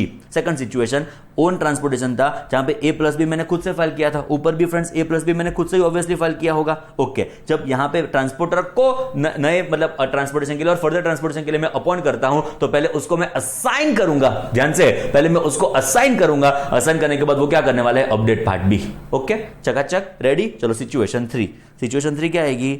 मेरा ओरिजिनल ट्रांसपोर्टेशन था ना, वो ट्रांसपोर्टर के थ्रू था, मेरा ओरिजिनल ट्रांसपोर्टेशन ट्रांसपोर्टर के थ्रू था, और बी ओरिजिनल ट्रांसपोर्टेशन ट्रांसपोर्टर के थ्रू था। तो मुझे बता दो ए किसने फाइल किया होगा? मैंने फाइल किया होगा, person causing movement of goods. बाद में बी फाइल करने के लिए मैंने पहले उसको असाइन किया होगा। ए मेरे चार्टर्ड अकाउंटेंट, समझ में आया? पहले ओरिजिनल ट्रांसपोर्टेशन किसने किया था? ट्रांसपोर्टर ने किया था। ए तो मैंने फाइल कर दिया होगा, एंड बी मैंने उसको पहले असाइन कर दिया होगा, असाइन करने के बाद उसने पार्ट बी फाइल कर दिया होगा। पता चला? चकाचक। अभी क्या हुआ? मतलब यहां पे ट्रांसपोर्टर ने पार्ट बी फाइल किया था, अभी मैं क्या कर रहा हूं? ओन ट्रांसपोर्टेशन कर रहा हूं। सिंपल वर्ड्स में ऐसा हुआ कि अहमदाबाद से मुंबई उसकी ट्रक गई, अहमदाबाद से मुंबई उसकी ट्रक गई। जब अहमदाबाद से मुंबई ट्रांसपोर्टर की ट्रक गई, पार्ट ए मैंने फाइल किया होगा, बाद में बी उसको असाइन कर दिया होगा, पार्ट बी उसने फाइल कर दिया होगा। मेरे चार्टर्ड अकाउंटेंट, चकाचक क्रिस्टल क्लियर पता चल रहा है ना? अभी क्या हुआ? ट्रांसपोर्टर ने मुंबई से गोवा का ट्रांसपोर्टेशन किया, ट्रांसपोर्टर ने मुंबई से गोवा का ट्रांसपोर्टेशन किया। सॉरी, मैंने मुंबई से गोवा का ट्रांसपोर्टेशन किया। अहमदाबाद से मुंबई ट्रांसपोर्टर का ट्रांसपोर्टेशन था, मुंबई से गोवा मेरा ट्रांसपोर्टेशन है। मुंबई से Goa it is my own transportation. Clear? तो फ्रेंड्स देखो, यहां पे जब ट्रांसपोर्टर ने ट्रांसपोर्टेशन किया, मैं रिपीट कर देता हूं, पार्ट ए मैंने फाइल किया होगा, बाद में उसको असाइन किया होगा, ट्रांसपोर्टर ने पार्ट बी फाइल किया होगा। अभी मुंबई गुड्स पहुंच चुके हैं, मुंबई से गोवा मेरी रिस्पॉन्सिबिलिटी है, मैं गुड्स पहुंचाने वाला हूं। तो मैं सिंपली क्या कर दूंगा? जब मेरे हाथों में ये ई-वे बिल है तो बोलो सिंपली मुझे क्या करना चाहिए? Update part B. मेरा ही ई-वे बिल है तो मैं क्या करूंगा उसमें? Obviously update part B. वो रीअसाइन मुझे करेगा? ऐसा नहीं होगा, मेरा ही तो ई-वे बिल है, मेरा ही ई-वे बिल है, पार्ट ए मैंने फाइल किया हुआ है, तो मैं क्या कर दूंगा? Update part B. Crystal clear? Done. आओ जरा चेक करते हैं। देखो ये रहा ट्रांसपोर्टेशन थ्रू ट्रांसपोर्टर, जो भी मैंने ट्रांसपोर्टेशन किया it is through transporter. My transportation मैंने ट्रांसपोर्टर के थ्रू किया, तो फर्स्ट कॉन्सिक्वेंस और फर्स्ट सिचुएशन क्या आएगी, देखो ये फर्स्ट है, इट इज ओरिजिनल ट्रांसपोर्टेशन। अभी नाउ जो सेकंड हो रहा है, जो सब्सिक्वेंटली हो रहा है, वो क्या हो रहा है, तो सब्सिक्वेंटली हो रहा है it is friends own transportation. Subsequently it is now own transportation, तो क्या होगा, सिंपली पर्सन कॉजिंग मूवमेंट शैल अपडेट पार्ट बी, मैं उसको अपडेट कर दूंगा because now I am taking further movement of goods, तो मैं सिंपली उसको क्या करने वाला हूं, अपडेट। क्लियर, एकदम चकाचक, रेडी, चलो शुरू हो जाओ, 1 2 3 गो। देखो फ्रेंड्स यहां पे ओन ट्रांसपोर्टेशन था, सब्सिक्वेंटली ओन ट्रांसपोर्टेशन है। ओन ट्रांसपोर्टेशन में क्या होगा, ए प्लस बी मैंने फर्निश किया होगा, अभी सब्सिक्वेंटली ओन ट्रांसपोर्टेशन हो रहा है तो मैं पार्ट बी अपडेट कर दूंगा। सेकंड सिनेरियो एकदम सिंपल, वापस एक बार, ओन ट्रांसपोर्टेशन है, ए मैंने फाइल किया होगा, बी भी मैंने फाइल किया होगा, बट अभी अभी अभी सब्सिक्वेंटली कौन ट्रांसपोर्टेशन कर रहा है, ट्रांसपोर्टर, तो मैं क्या करूंगा, पहले पार्ट बी उसको असाइन करूंगा, वो पार्ट बी फर्निश करेगा और पार्ट बी अपडेट कर देगा। बोलो क्लियर, पहले मैं उसको असाइन करूं, बाद में वो अपडेट करे। चलो नेक्स्ट आगे बढ़ते हैं, ट्रांसपोर्टर। पहले ट्रांसपोर्टर का मतलब क्या हुआ, ए मैंने फाइल किया था, बाद में उसको असाइन किया था, बी उसने फाइल किया था। क्लियर, अभी मैं ट्रांसपोर्टेशन ओन कर रहा हूं तो मैं सिंपली क्या कर दूंगा, अपडेट पार्ट बी। चकाचक एकदम, अगर में क्रिस्टल क्लियर हो रहा है। चलो आगे बढ़ते हैं, सिचुएशन 4। जैसी सिचुएशन मैंने बनाई है पूरे वर्ल्ड में कोई जगह पे ऐसा डिटेल एनालिसिस आपको अवेलेबल होने वाला नहीं है, एक्सक्लूसिवली आपके लिए मेरे चार्टर्ड अकाउंटेंट। चलो आगे बढ़ते हैं, मैंने जो ओरिजिनल ट्रांसपोर्टेशन था ना फ्रेंड्स, वो ट्रांसपोर्टर के थ्रू ही किया था, मैंने ओरिजिनल ट्रांसपोर्टेशन ट्रांसपोर्टर के थ्रू ही किया था। अब समझो का मतलब पहले क्या हुआ होगा, पार्ट ए मैंने फाइल किया होगा, बाद में उसको ट्रांसपोर्टर को असाइन कर दिया होगा, बाद में ट्रांसपोर्टर ने पार्ट बी फाइल कर दिया होगा। क्लियर, अभी जो ट्रांसपोर्टेशन हो रहा है ना वो सब्सिक्वेंटली सेम ट्रांसपोर्टर ही कर रहा है, सब्सिक्वेंटली जो ट्रांसपोर्टेशन कर रहा है वो सेम ट्रांसपोर्टर ही कर रहा है, खाली कन्वेंस में चेंज आया।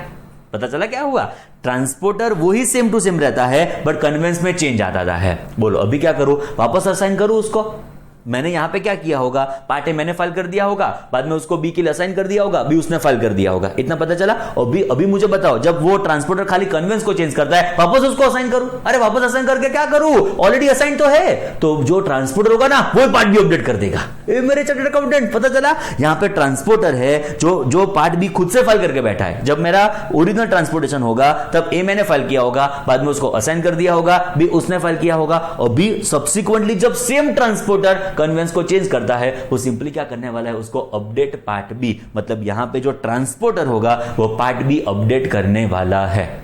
रेडी, चकाचक। चलो हमारा ओरिजिनल चार्ट चेक करो, देखो क्या हुआ। ओरिजिनल जो ट्रांसपोर्टेशन था वो थ्रू ट्रांसपोर्टर था, एंड जो सब्सिक्वेंटली हो रहा है it is through same transporter, it is through same transporter. तो क्या होगा, transporter shall update what, part B, already उसको असाइंड ही है तो सिंपली वो क्या कर देगा, update part B.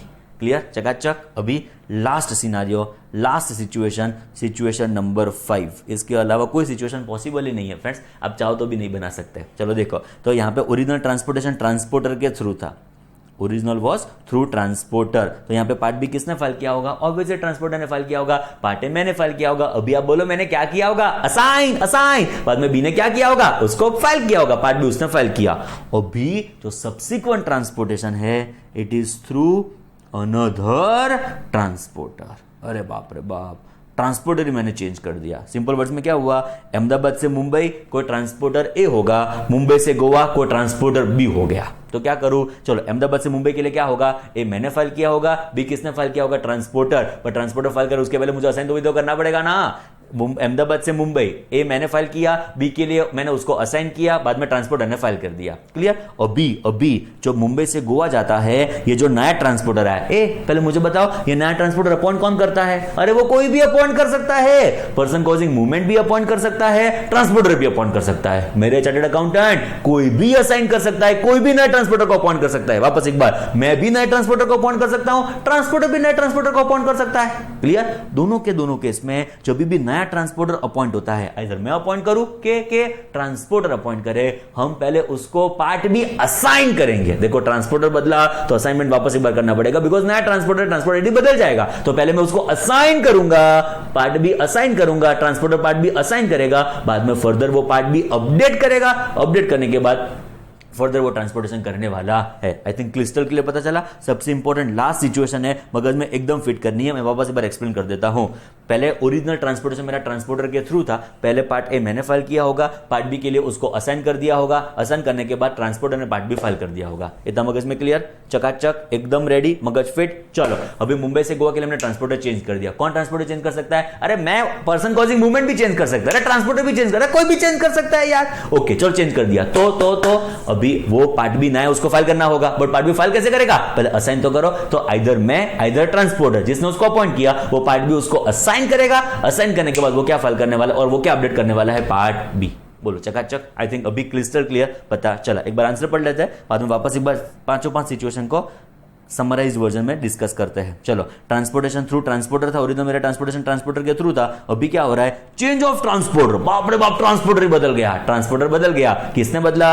Appointment of new transporter, may be by person causing movement और मे बी बाय ट्रांसपोर्टर। मतलब दोनों में से कोई भी एक ट्रांसपोर्टर को चेंज कर सकता है। इस केस में क्या होगा? असाइन इवेबल, तो न्यू ट्रांसपोर्टर जिसने भी उसको चेंज किया, मैंने चेंज किया तो मैं असाइन करूंगा, ट्रांसपोर्टर ने चेंज किया तो ट्रांसपोर्टर असाइन करेगा। सिंपल वर्ड में जिसने भी अपॉइंट किया वो उसको इवेबल का पार्ट बी असाइन करेगा फॉर अपडेटिंग पार्ट बी। उससे वो क्या करने वाला है? पार्ट बी को अपडेट करने वाला है।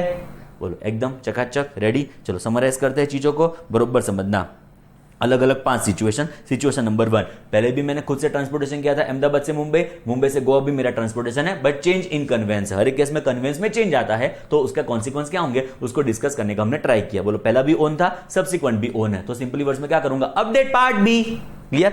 ओरिजिनल में पार्ट ए भी मैंने फाइल किया होगा, पार्ट बी भी मैंने फाइल किया होगा, सब्सिक्वेंटली मुझे अपडेट करना होगा पार्ट बी। चलो नेक्स्ट आएगा, ओरिजिनल ट्रांसपोर्टेशन ओन ट्रांसपोर्टेशन था एंड जो सब्सिक्वेंट है वो ट्रांसपोर्टर के थ्रू है। तो पहले ओरिजिनल ओन था, तो फ्रेंड्स इसमें क्या हुआ होगा? अब समझो ए भी मैंने फाइल किया होगा, बी भी मैंने फाइल किया होगा, एंड जब सब्सिक्वेंटली मैं ट्रांसपोर्टर को अपॉइंट करूंगा, फ्रॉम मुंबई टू गोवा मैंने ट्रांसपोर्टर को अपॉइंट किया, तो मैं क्या करूंगा? पहले उसको इवेबल असाइन करूंगा एंड बाद में वो पार्ट बी अपडेट करने वाला है। आई थिंक एकदम सिंपल है फ्रेंड्स। नेक्स्ट होगा 3 ट्रांसपोर्टर के लिए। पहला ट्रांसपोर्टेशन मेरे ट्रांसपोर्टर के थ्रू था। ये तीनों 3 सिचुएशन में, ये तीनों 3 सर्कमस्टेंसेस में ए मैंने फाइल किया होगा, बाद में बी उसको असाइन, मतलब इवेबल उसको असाइन किया होगा, पार्ट बी उन्होंने ट्रांसपोर्टर ने फाइल किया होगा। इतना मगज हमारे क्लियर है। सब्सिक्वेंटली क्या हुआ? ओन ट्रांसपोर्टेशन होगा। थर्ड सिचुएशन सब्सिक्वेंटली क्या हो गया? It is friends own transportation, तो मैं सिंपली क्या कर दूंगा? अपडेट पार्ट बी, बिकॉज मेरे पास तो इवेबल है, उसको मैं अपडेट करने वाला हूं। चलो नेक्स्ट, ट्रांसपोर्टर जो ओरिजिनल था वही सेम ट्रांसपोर्टेशन रहता है, खाली कन्वेंस में चेंज आ जाता है, तो सिंपली वो क्या कर देगा? अपडेट। मुझे रीअसाइन करने की जरूरत नहीं, बिकॉज ऑलरेडी असाइंड ही है। तो ऑलरेडी असाइंड ही हो तो वापस वो मुझे रीअसाइन करने की कोई रिक्वायरमेंट आने वाली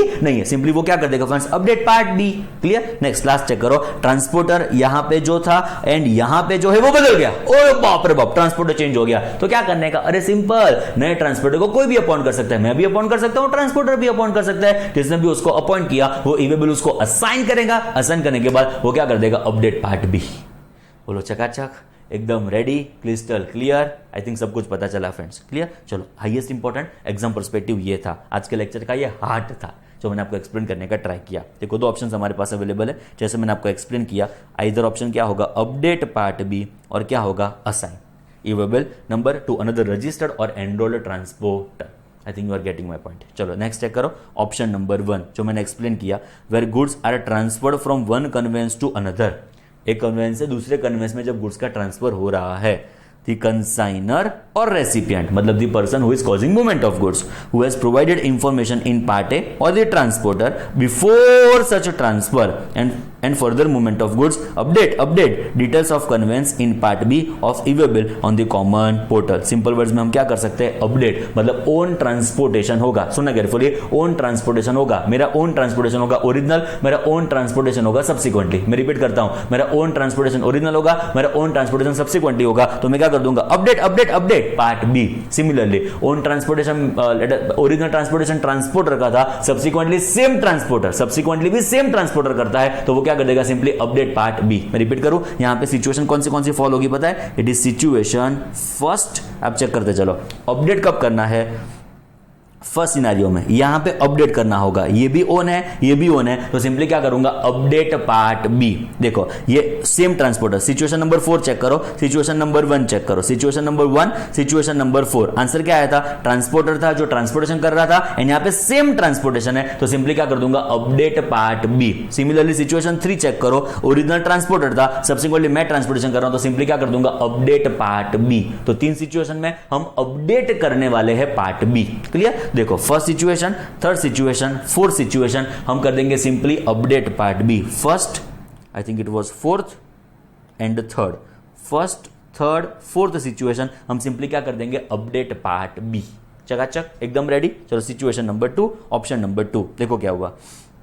The consigner or recipient who has furnished information in part A or the transporter, simple word में जो पर्सन मूवमेंट कॉज कर रहा है वो के ट्रांसपोर्टर में assign e-way bill number to another registered or enrolled transporter for updating information in part B for further movement of consignment। यहाँ पे कौन सी सिचुएशन फॉल होगी, जहां पे हम नए ट्रांसपोर्टर को अपॉइंट करते हैं। ओरिजिनल मेरा ओन ट्रांसपोर्टेशन था, सब्सिक्वेंटली ट्रांसपोर्टर के थ्रू हो रहा है, ओरिजिनल मेरा ओन ट्रांसपोर्टेशन था, सब्सिक्वेंटली ट्रांसपोर्टर के थ्रू हो रहा है, तो यहाँ पे मुझे पहले उसको असाइन करना पड़ेगा। यहां पे जब नए ट्रांसपोर्टर की बात आएगी तो पहले मुझे उसको असाइन करना पड़ेगा, असाइनमेंट के बाद वो क्या होने वाला है, अपडेट पार्ट बी। तो situation 2 situation 5 is assignment, situation 2 and situation 5 is assignment. Assignment के बाद वो क्या कर देगा, पार्ट बी को अपडेट करने वाला है।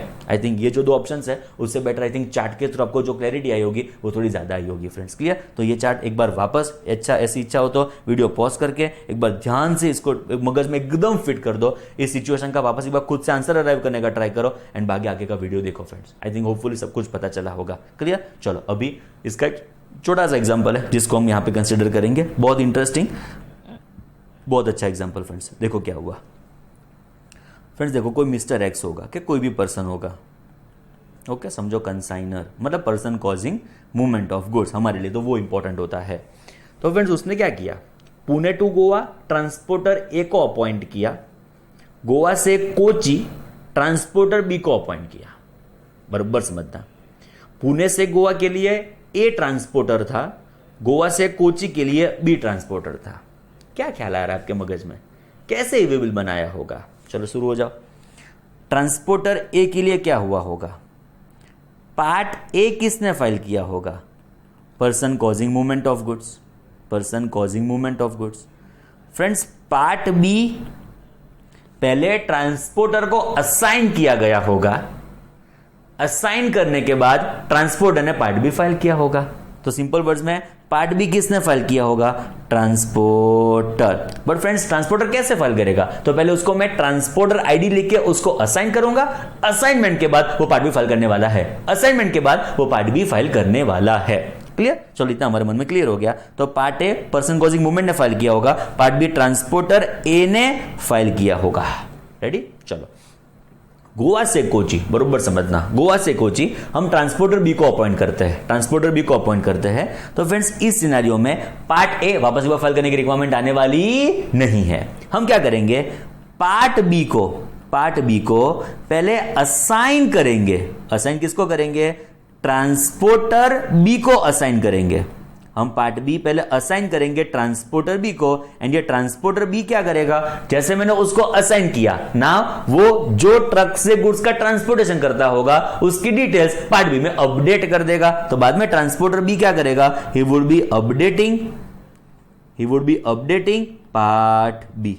आई थिंक पता चला फ्रेंड्स जो मैं आपको कहना चाहता हूं। ओके, तो ट्रांसपोर्टर ए होगा, उसने जो ट्रांसपोर्टर बी को अपॉइंट किया तो वो असाइन कर देगा, मैंने अपॉइंट किया तो मैं असाइन कर दूंगा, मैं असाइन करूंगा, बाद में ट्रांसपोर्टर बी पार्ट बी को अपडेट करके ये पूरा अपना मूवमेंट खत्म करने वाला है from Pune to Kochi. I think पता चला ये कौन सी सिचुएशन आई हमारे में, बताओ। ओरिजिनल भी ट्रांसपोर्टर के थ्रू था, सब्सिक्वेंट भी ट्रांसपोर्टर के थ्रू है, बट ट्रांसपोर्टर को मैंने चेंज कर दिया। मतलब हमारी सिचुएशन कौन सी आई, हमारी सिचुएशन नंबर 5 यहां पे फॉल होगी। ओरिजिनल भी ट्रांसपोर्टर है, सब्सिक्वेंटली भी ट्रांसपोर्टर है, बट अनदर ट्रांसपोर्टर है। तो ओरिजिनल क्या हुआ होगा, ए मैंने फाइल किया, बी पहले मैंने असाइन किया, ओरिजिनल ट्रांसपोर्टर ने पार्ट बी फर्निश किया, सब्सिक्वेंटली अनदर ट्रांसपोर्टर होता है तो पहले हम उसको अपॉइंट करेंगे, अपॉइंट करने के बाद उसको पार्ट बी असाइन करेंगे, असाइन करने के बाद वो पार्ट बी क्या करने वाला है, अपडेट। आई थिंक फ्रेंड्स बहुत सिंपल है, एकदम एकदम फिट हो गया होगा मगज में फ्रेंड्स। क्लियर? आओ जरा इसका आंसर रिटर्न है वो डिस्कस कर लेते हैं फ्रेंड्स। देखो ये स्टोरी है जो मैंने आपको एक्सप्लेन किया, क्लैरिफिकेशन क्या है, इसके लिए हमारे पास क्लैरिफिकेशन आया है। क्या क्लैरिफिकेशन आया जरा चेक करो।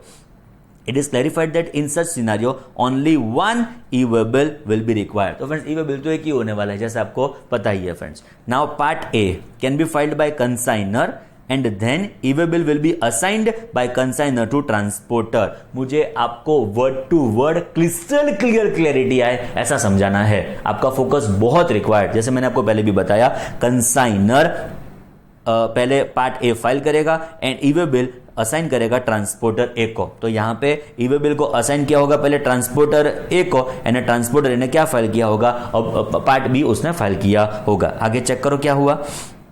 Transporter A will fill vehicle details etcetera in part B and will move goods from Pune to Goa. तो पुणे टू गोवा के लिए यहां पे जो ट्रांसपोर्टेशन करेगा वो ट्रांसपोर्टर ए करने वाला है। हमारे मन में क्लियर हो चुका है, ए फाइल करेगा कंसाइनर, बाद में उसको असाइन करेगा ट्रांसपोर्टर को, असाइन करने के बाद ट्रांसपोर्टर ए ट्रांसपोर्टर यहां पे पार्ट बी फाइल करने वाला है। यहां तक स्टोरी हमारे मन में क्लियर है। चलो गोवा टू कोची, तो हमने नए ट्रांसपोर्टर को पहले अपॉइंट किया, अपॉइंट करने के बाद उसको पार्ट बी असाइन करेंगे, असाइन करने के बाद वो अपडेट करने वाला है पार्ट बी। चेक करो। On reaching Goa, transporter A will assign said e-waybill to transporter B. तो यहाँ पे ट्रांसपोर्टर ए ने ही अपॉइंट कर दिया होगा ट्रांसपोर्टर बी को। इस सिनेरियो में वो ट्रांसपोर्टर ए क्या करेगा, असाइन करेगा part B to whom, transporter B. Then after transporter B will be able to update details of part B. वो ट्रांसपोर्टर बी जो होगा वो पार्ट बी को अपडेट कर देगा। Transporter B will file details of his vehicle and move goods from Goa to Kochi. मतलब further आगे Goa to Kochi उसका ट्रांसपोर्टेशन होने वाला है। बोलो क्लिस्ट, आई थिंक मैंने जितना एक्सप्लेन किया आई थिंक उससे आपको क्रिस्टल क्लियर पता चला होगा फ्रेंड्स। एग्जांपल का क्लैरिफिकेशन हमने कैसे अराइव किया। I think you are getting my point, what exactly I am trying to convey friends. Clear? चलो क्या क्या डिस्कशन किया आज तक, अभी तक फास्टेस्ट एक बार रिकैप्चुलेशन करके आगे बढ़ेंगे। फर्स्ट तो कितना जोरदार था, बिल टू शिप टू। वो आलिया मुझ पे बिल बनाती है बट शिपिंग तो किसको कर रही है दीपू? मुझे बताओ, मुझे बताओ इनवॉइस कितने हैं, 2, ई-वे-बिल कितने हैं, 1। बोल कौन बनाएगा? कोई भी, उससे हमको फर्क पड़ने वाला नहीं है। नेक्स्ट होगा friends part A plus part B, दोनों के दोनों फाइल करेंगे तब जाके वैलिड ई-वे-बिल बनने वाला है। मेरा क्वेश्चन आपको ऐसा है कि फ्रेंड्स ऐसा हो सकता है कि ए पर्सन कॉजिंग मूवमेंट के अलावा कोई फाइल करे? एब्सोल्युटली यस, 3 में से कोई हो सकता है। नंबर 1 ट्रांसपोर्टर, बाद में ई कॉमर्स ऑपरेटर, बाद में कुरियर। ट्रांसपोर्टर कब होगा? जब हम ट्रांसपोर्टर को ऑथोराइज करेंगे for the purpose of furnishing information in part A. ई को कुरियर के थ्रू हम जब ट्रांसपोर्टेशन करेंगे तो वो भी फाइल कर सकते हैं हमारे लिए पार्ट ए। नेक्स्ट होगा फ्रेंड्स बी पार्ट। कभी कभी 2 सिचुएशन में हम नहीं फाइल करेंगे तो भी चलेगा। और सिचुएशन 2 कौन सी? Consignor to transporter, transporter to consignee up to 50 kilometre within state. तो आप पार्ट बी नहीं फर्निश करेंगे तो भी चलेगा। मैं रिपीट करता हूं, ए पार्ट मेरे अलावा कोई 3 फाइल करेंगे तो भी चलेगा। बी पार्ट 2 चीजों में नहीं फाइल करेंगे तो भी चलने वाला है। आगे का हमारा डिस्कशन था in relation to unique number of e-way bill. Okay, e-way bill number कैसा होने वाला है? यूनिक। उसमें कौन सी बड़ी डिस्कशन की बात है? एंड जो सबसे इंपॉर्टेंट इस लेक्चर का heart, it is transfer of goods from one conveyance to another. अलग अलग 5 सिचुएशन जिसको मैंने आपके सामने एकदम in detail in depth explain की, जिसका क्रिस्टल क्लियर आपके मन में उसका क्लैरिटी होगा फ्रेंड्स। क्लियर? चलो आगे डिस्कशन करते हैं वैलिडिटी पीरियड ऑफ ई-वे-बिल और कॉन्सोलिडेटेड ई-वे-बिल। आई थिंक ये जो हम डिस्कस करेंगे कॉन्सोलिडेटेड ई-वे-बिल, आई थिंक उसको नेक्स्ट लेक्चर में इन डेप्थ डिस्कशन करेंगे। अभी ध्यान रखो कि same to same validity period उसके लिए भी एप्लीकेबल होने वाला है। आगे जाके डिस्कशन आएगा, बट अभी खाली आपको बता दूं अभी हमारा फोकस होगा वैलिडिटी पीरियड ऑफ ई-वे-बिल के ऊपर। ओके, अभी चेक करो फ्रेंड्स, देखो क्या हुआ। अमेंडमेंट है, अमेंडमेंट है, अमेंडमेंट है, अमेंडमेंट है। जब मैं बोलूं अमेंडमेंट है, आपको चौकन ना हो जाने का, एग्जाम में भयंकर रेलेवेंस रखता है वो चीज। अभी देखो फ्रेंड्स क्या हुआ, अब समझो। अहमदाबाद से मुंबई गुड्स आने वाले हैं, टेंटेटिवली 500 किलोमीटर का रास्ता है। तो फ्रेंड्स एक रीजनेबल टाइम में वो गुड्स पहुंच जाने चाहिए। अहमदाबाद से मुंबई गुड्स आने वाले हो, 500 किलोमीटर का रास्ता हो, तो एक रीजनेबल टाइम में गुड्स पहुंच जाने चाहिए। ऐसा ना हो फ्रेंड्स कि 30 साल के बाद गुड्स पहुंचे। पता चला? ऐसा ना हो जाए कि 25, 30, 50 एक साल के, 2000 साल के, 1 करोड़ साल के बाद गुड्स पहुंचे। तो फ्रेंड्स लॉ ने क्या बोला पता है? ई-वे-बिल की एक वैलिडिटी पीरियड नक्की कर दिया। ई-वे-बिल के लिए एक सर्टेन टाइम लिमिट नक्की कर दी कि आपका ई-वे-बिल सर्टेन टाइम के लिए वैलिड रहेगा, जिस ड्यूरेशन में आपको मूवमेंट कर देना है, गुड्स आपके डेस्टिनेशन तक पहुंच जाने चाहिए। मैं रिपीट करता हूं, आपके ई-वे-बिल के लिए एक वैलिडिटी पीरियड हमने फिक्स किया हुआ है। वो वैलिडिटी पीरियड के लिए ही आपका ई-वे-बिल वैलिड रहेगा एंड वहां तक आपका डेस्टिनेशन तक गुड्स पहुंच जाने चाहिए। जो नहीं पहुंचे तो लोचा, बहुत बड़ा लोचा। पर सर कितने ड्यूरेशन में गुड्स पहुंच जाने चाहिए, कितने पीरियड की हमारी वैलिडिटी होगी? ओके तो फ्रेंड्स लॉ ने कितना मस्त बोला पता है, डिस्टेंस विद इन कंट्री जो अप टू 100 किलोमीटर होगा ना तो उसका वैलिडिटी 1 डे होगा। अभी एक दिन में 100 किलोमीटर का तो ट्रांसपोर्टेशन हो ही सकता है फ्रेंड्स, कोई ऐसी भी ट्रक क्यों ना हो एक दिन में 100 किलोमीटर ना चले, अरे डेफिनेटली चले, कोई बड़ी बात नहीं है। तो उन्होंने क्या बोला, एक दिन में 100 किलोमीटर का डिस्टेंस आपको ट्रैवल कर देना चाहिए। ईवी बिल जनरेट हुआ, उसके बाद एक दिन में आपका डिस्टेंस 100 किलोमीटर तक का ट्रांसपोर्टेशन कर देता होना चाहिए। चलो number 2 friends, for every 100 kilometre और part thereof thereafter, मतलब 105 किलोमीटर हुए तो, 202 किलोमीटर हुए तो, 304 किलोमीटर हुए तो, अरे 299 किलोमीटर हुए तो उन्होंने बोला for every part thereof we are having 1 additional day. Simple words में बताऊं, 100 kilometre 1 day, 200 kilometre 2 days, 300 kilometre 3 days, 400 4, 500 5। Sir आगे थोड़ा डेप्थ वाला बताओ ना, 101 मेरे चार्टर्ड अकाउंटेंट 101 फॉर एवरी, ये पढ़ो ध्यान से, फॉर एवरी 100 किलोमीटर और पार्ट देयर ऑफ, मतलब 101 हुआ ना, स्टोरी खत्म, 2 दिन का वैलिडिटी पीरियड आपका होने वाला है। मेरे चार्टर्ड अकाउंटेंट 2 दिन का वैलिडिटी पीरियड हो जाएगा, 101 हुआ, और मैं तो क्या कहता हूं 100.5, मतलब आप समझो खाली आधा किलोमीटर ज्यादा है, एक एडिशनल डे आपके पास अवेलेबल होने वाला है। सिंपल वर्ड्स में एवरी 100 के लिए 1, उसके ऊपर स्लाइड भी गया तो आपको 1 एडिशनल डे का बेनिफिट अवेलेबल होगा। क्लियर? इसका भी बहुत अच्छा कैलकुलेशन है जो मैं आपके साथ डिस्कस करता हूं, उसके बाद उसके पहले छोटा सा एक एग्जांपल। आओ, 100 किलोमीटर का डिस्टेंस होगा, आपका वैलिडिटी पीरियड होगा 1 डे, 190 किलोमीटर होगा, बोलो मेरे चार्टर्ड अकाउंटेंट 2 डेज, 410 होगा 5 डेज, 550 होगा 6 डेज। सिंपल वर्ड्स में मैंने कैसे इंटरप्रेट किया, 550 में पूरे 5 100 है, मतलब 500 हो गए तो 5 दिन हो गए प्लस 50 का एक एक्स्ट्रा दिन।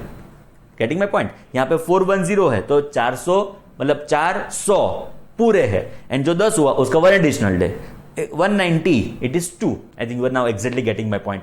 100 किलोमीटर का एक दिन, उसके पार्ट तरफ कुछ भी होगा तो 1 एडिशनल डे का बेनिफिट आपको अवेलेबल होने वाला है। क्लियर? एक बहुत इंपॉर्टेंट चीज जो मैंने अमेंडमेंट बोला ना, वो ये अमेंडमेंट है, एग्जाम पर्सपेक्टिव जबरदस्त रेलेवेंट। फ्रेंड्स एक बात आती है ओवर डायमेंशनल कार्गो। नॉर्मल, ये जो आगे बात की ना वो नॉर्मल सिचुएशन की बात है, ये आगे फ्रेंड्स स्पेशल सिचुएशन जहां पे हम बात करेंगे over dimensional cargo. What do we mean by over dimensional cargo? तो फ्रेंड्स ये है एक छोटा सा एग्जांपल और ऑफ ओवर डायमेंशनल कार्गो, जिसमें देखो फ्रेंड्स कितने व्हील्स है, गिनते गिनते तो फ्रेंड्स आपके इसमें होंगे तो नंबर बढ़ जाएंगे, इतने तो सारे उसके ट्रक के व्हील्स है, मतलब it is over dimensional cargo कि ये एक्टिवा जैसे चल सके जुम जुम जुम जुम जुम जुम जुम, ये क्या वो हमारे वहां पे ऑटो रिक्शा चलती है वैसे चल सके जुम जुम जुम जुम जुम जुम जुम ना, ये जुम जुम करे तो आजू बाजू वाले जुम जुम जुम हो जाए। पता चला जो मैं कहना चाहता हूं? तो लॉ ने यहां पे क्या बोला पता है, इस सिनेरियो में आपको 20 किलोमीटर पास करने होंगे एक दिन में, मतलब जो पहले 100 किलोमीटर का एक दिन था ये जुम जुम जुम नहीं जा सकता, तो उसका जुम जुम कम कर दिया, 20 किलोमीटर का 1 डे कर दिया, एंड फॉर एवरी 20 किलोमीटर और पार्ट देयर ऑफ आपको 1 एडिशनल डे का बेनिफिट अवेलेबल होने वाला है। अमेंडमेंट एक्सप्लेन करो उसके पहले उसके टाइम लिमिट पता चल गई, 20 किलोमीटर का 1 day, for every part of 20 kilometre we will be considering 1 additional day. चकाचक एकदम रेडी। चलो आगे चेक करते हैं, it is over dimensional cargo. अभी देखो क्या हुआ फ्रेंड्स, 20 किलोमीटर होगा तो आपका वैलिडिटी पीरियड होगा 1 डे। चलो 100 होगा तो एकदम सिंपल 100 डिवाइडेड बाय 20 कर देने का, तो आपको कितना डेज का बेनिफिट अवेलेबल होगा, इट वुड बी 5 डे। चलो 51 हुआ, 51 का मतलब क्या, देखो एक 20 पूरे है, यहां पे लिखो एक 20 पूरे है, दूसरा 20 पूरा है, एंड रिमेनिंग 11 हुआ। 20 प्लस 20 40 प्लस 11 कितना हुआ 51, मतलब सिंपल वर्ड्स में 1 डे 2 डे 3 डेज का आपका वैलिडिटी पीरियड रहने वाला है। I think you are getting my point, what I am exactly trying to convey. And जब 65 की बात आएगी वो कैसे होगा, 20 प्लस 20 प्लस 20, बोलिए 60 हो गया, प्लस 5, मतलब आपका ये कितना हो जाएगा friends, it would be 4 days का वैलिडिटी पीरियड आपका यहाँ पे होने वाला है। अभी आया अमेंडमेंट। क्या आया फ्रेंड्स, देखो ये जो 20 किलोमीटर वाला पॉइंट है ना वो और एक सिचुएशन में एप्लीकेबल होगा। वो सिचुएशन कौन सी होगी, मल्टी मॉडल शिपमेंट का मतलब क्या, आप एक ही मोड से ट्रांसपोर्टेशन नहीं करते हो। एग्जांपल के तौर पे अहमदाबाद से गुड्स पहुंचे केरला, तो कैसे पहुंचे, तो अहमदाबाद मेरी फैक्ट्री से ट्रक रेलवे स्टेशन गई, रेलवे स्टेशन से केरला ट्रेन गई, केरला रेलवे स्टेशन से मेरे रेसिपिएंट के गोडाउन ट्रक गई। मेरे चार्टर्ड अकाउंटेंट वापस एक बार, अहमदाबाद मेरी फैक्ट्री से केरला मेरे रेसिपिएंट की फैक्ट्री तक गुड्स कैसे पहुंचे, तो अहमदाबाद मेरे फैक्ट्री से ट्रक अहमदाबाद रेलवे स्टेशन तक गई, वहां से पूरे गुड्स को रेलवे में अपलोड कर दिया गया, लोड कर दिया गया। रेलवे अहमदाबाद से केरला पहुंची, केरला ट्रक लेने के लिए गुड्स को आ गई थी, Kerala railway station truck goods लेने के लिए गुड्स को लेने के लिए ट्रक आ चुकी थी। वो ट्रक केरला के मेरे रेसिपिएंट के वहां पे गुड्स पहुंचा देती है। क्लियर? तो ये क्या हो गया? Multi modal shipment. एक मोड नहीं है कि ट्रक चलो पहुंच गई, रेलवे चलो पहुंच गया, एयर चलो पहुंच गया, शिप चलो पहुंच गई। Not like that, it is multi modal shipment. Multiple mode use होते हैं यहां पे। इस सिनारियो में, इस सिचुएशन में आपको ये कंसीडर करना होगा 20 डेज। बट सबसे इंपॉर्टेंट, मल्टी मॉडल शिपमेंट इन विच एटलीस्ट वन लेग, मतलब एक mode involves transportation by ship. उसमें कोई भी एक लेग, एग्जांपल के तौर पे देखो फ्रेंड्स, ऐसा समझाऊं आपको कि पहला था ट्रक, बाद में थी ट्रेन, बाद में थी शिप, बाद में थी ट्रक। क्लियर? तो ये क्या हुआ? एक लेग जो ट्रांसपोर्टेशन हो रहा है वो शिप के थ्रू होना चाहिए। जो ऐसा हो गया, मल्टी मॉडल शिपमेंट है, उसमें एक भी मोड जो शिप हो जाती है तो आपको ये कंसीडर करना होगा विच इज 20 डेज। बोलो क्लियर? आई थिंक पता चला। मल्टी मॉडल शिपमेंट है बट उसमें at least one mod is ship के थ्रू ट्रांसपोर्टेशन। तो 20 किलोमीटर वाला पॉइंट आपको ध्यान में रखना पड़ेगा। ये डेज, नंबर ऑफ 20 डे, मतलब 20 किलोमीटर का ये डेज, आपको ये क्राइटेरिया फॉलो करना पड़ेगा फ्रेंड्स। क्लियर? आई थिंक सब कुछ पता चला है। एक जोरदार बात एक्सक्लूसिवली आपके लिए, जबरदस्त ध्यान। चलो, सपोज 1 मई को, बरोबर समझना, 1 मई 2020 को 4 बजे मैंने जनरेट किया ई वे बिल। 1 मई 4 बजे को मैंने जनरेट किया ई वे बिल। जो अप्रोक्सीमेट डिस्टेंस था, ये डिस्टेंस होगा फ्रेंड्स, अप्रोक्सीमेट होगा, हाँ, एग्जैक्ट नहीं होगा। एंड फ्रेंड्स, जब आप ई वे बिल बनाओगे तो पिन कोड अपना डालोगे, जहां से मूवमेंट होने वाला है, जहां तक मूवमेंट जाने वाला है वो भी पिन कोड आप इनकॉर्पोरेट करोगे। मतलब जहां से गुड्स का ट्रांसपोर्टेशन शुरू होगा, जहां पे गुड्स का ट्रांसपोर्टेशन खत्म होगा, दोनों का पिन कोड आपको इनकॉर्पोरेट करना पड़ेगा। ई वे बिल ऑटोमेटिकली, गूगल मैप जैसे कैलकुलेट कर लेता है डिस्टेंस, ई वे बिल ऑटोमेटिकली ये डिस्टेंस अप्रोक्सीमेट कंप्यूट करके आपका वैलिडिटी ऑटोमेटिक कंप्यूट कर देगा। आपको खुद से कंप्यूट नहीं करना पड़ेगा। ये ऐसा नहीं होगा फ्रेंड्स आपके केस में कि चलो 20 किलोमीटर का डिस्टेंस खुद से निकाला है, 100 का डिस्टेंस खुद से निकाला है, 65 का डिस्टेंस खुद से निकाला है। अरे ना, ऑटोमेशन है हमारे वहां पे सिस्टम। जैसे आपका ओरिजिन डेस्टिनेशन के pin code to pin code वो लोग मैच करके अप्रोक्सीमेट डिस्टेंस निकालेंगे। एग्जांपल के तौर पे आपका अप्रोक्सीमेट डिस्टेंस आया, एग्जांपल के तौर पे 120 किलोमीटर। तो friends, your approximate distance was what? 120 kilometre. Consequently what was your validity period? यहां पे जो आपका वैलिडिटी पीरियड होगा वो होने वाला है फ्रेंड्स 2 डेज। हमारे मन में क्लियर है? It is not multi modal shipment के over dimensional cargo, it is normal situation. Normal truck में आपका गुड्स का ट्रांसपोर्टेशन हो रहा था, तो इट वाज 2 डेज के लिए वैलिड पीरियड। अभी देखो क्या हुआ, 4 बजे 1 मई को आपने ये ई वे बिल जनरेट किया, तो उसकी एक्सपायरी कब आएगी फ्रेंड? जनरेट तो हो चुका है 1 मई को 4 बजे, उसकी एक्सपायरी कब आएगी? है ना इंटेलिजेंट क्वेश्चन। तो फ्रेंड्स देखो, 1 मई से पहले दिन खत्म होगा 2 मई को, एंड बाद में 3 मई को उसकी एक्सपायरी आ जाएगी। बट कितने बजे? 4 बजे ना। हमारे वहां पे प्रैक्टिकल ऐसा होता है कि काम करो, 1 मई को कभी भी आप ई वे बिल जनरेट करते हो, सुबह 4 बजे किया, दोपहर 4 बजे किया, रात को 10 बजे किया, रात को 11 बजे किया, रात को 12 बजे किया, फर्क ही नहीं पड़ेगा। 1 मई को आपका जो 1 डे होगा ना फ्रेंड्स, यहाँ पे 2 डेज है, बट आपका जो फर्स्ट डे कैलकुलेट होगा वो 1 मई को रात को 12 बजे से कैलकुलेट होगा। मतलब आपका फर्स्ट डे कब खत्म होगा? 2 मई को रात को 12 बजे। It is not time to time वो लोग कैलकुलेशन करेंगे, ना ना ना ना ना, ऐसा नहीं होने वाला। It is not like time to time वो लोग कैलकुलेशन करेंगे। वो कैलकुलेशन कैसे करते हैं? प्रैक्टिकली कैलकुलेशन कैसे होता है वो मुझे सिखाना है मेरे चार्टर्ड अकाउंटेंट, कैसे होता है। तो 1 मई को रात को 12 बजे पहुंच जाओ, बरोबर समझना, प्रैक्टिकल एकदम जबरदस्त प्रैक्टिकल। 1 मई को रात को 12 बजे पहुंच जाओ, रात को 12 बजे से लेके नेक्स्ट डे 2 को रात को 12 बजे आपका फर्स्ट डे खत्म होगा। एंड 3 मई को, सुना केयरफुली, 3 मई को रात को जब 12 बजेंगे, 12 नाइट होगी, तब आपका ये ई वे बिल एक्सपायर होने वाला है। इफेक्टिवली चेक करो ना, तो भले आपका वैलिडिटी पीरियड 2 डेज का हो, यहाँ पे लगभग 2.5 दिन जितना, 2.5 डेज जितना आपको बेनिफिट अवेलेबल हो गया। बोलो चकाचक। चलो एक्सट्रीम सिचुएशन देख लो फ्रेंड्स, आपने कब जनरेट किया पता है? एग्जांपल के तौर पे, चलो सिचुएशन नंबर 2, आपने कब जनरेट किया? 1 मई को रात को 1 बजे जनरेट किया। मेरे चार्टर्ड अकाउंटेंट, आप समझ रहे हो, 1 मई को सुबह 1 बजे, मतलब आप इट इज 30 अप्रैल की रात 12 बजे के बाद 1 बजे होगा ना, वो खबर पड़े जाए 1 मई को एकदम पहला घंटा जाता, मतलब it was first hour, it is 1 AM, तो भी आपका वैलिडिटी पीरियड इस दिन ही खत्म होने वाला है, विच इज 3 मई रात को 12 बजे नाइट। बोलो क्रिस्टल क्लियर, एकदम चकाचक। तो ऐसे कैलकुलेशन होता है हमारे वैलिडिटी पीरियड का फ्रेंड्स, ई वे बिल का। चलो नेक्स्ट छोटे छोटे पॉइंट्स है, उसको डिस्कस करके आज का लेक्चर कंक्लूड करेंगे। Extension of validity period friends, ज़रूरी है कि 100 किलोमीटर था, एक दिन में पहुंच ही जाए। कभी कभी कोई रास्ते में नेचुरल कैलामिटी आ गई, कोई रास्ते में ब्रेक डाउन हो गया ट्रक का, एंड ट्रक को रिपेयर करने में टाइम लग गया, कोई भी ऐसी सिचुएशन आ गई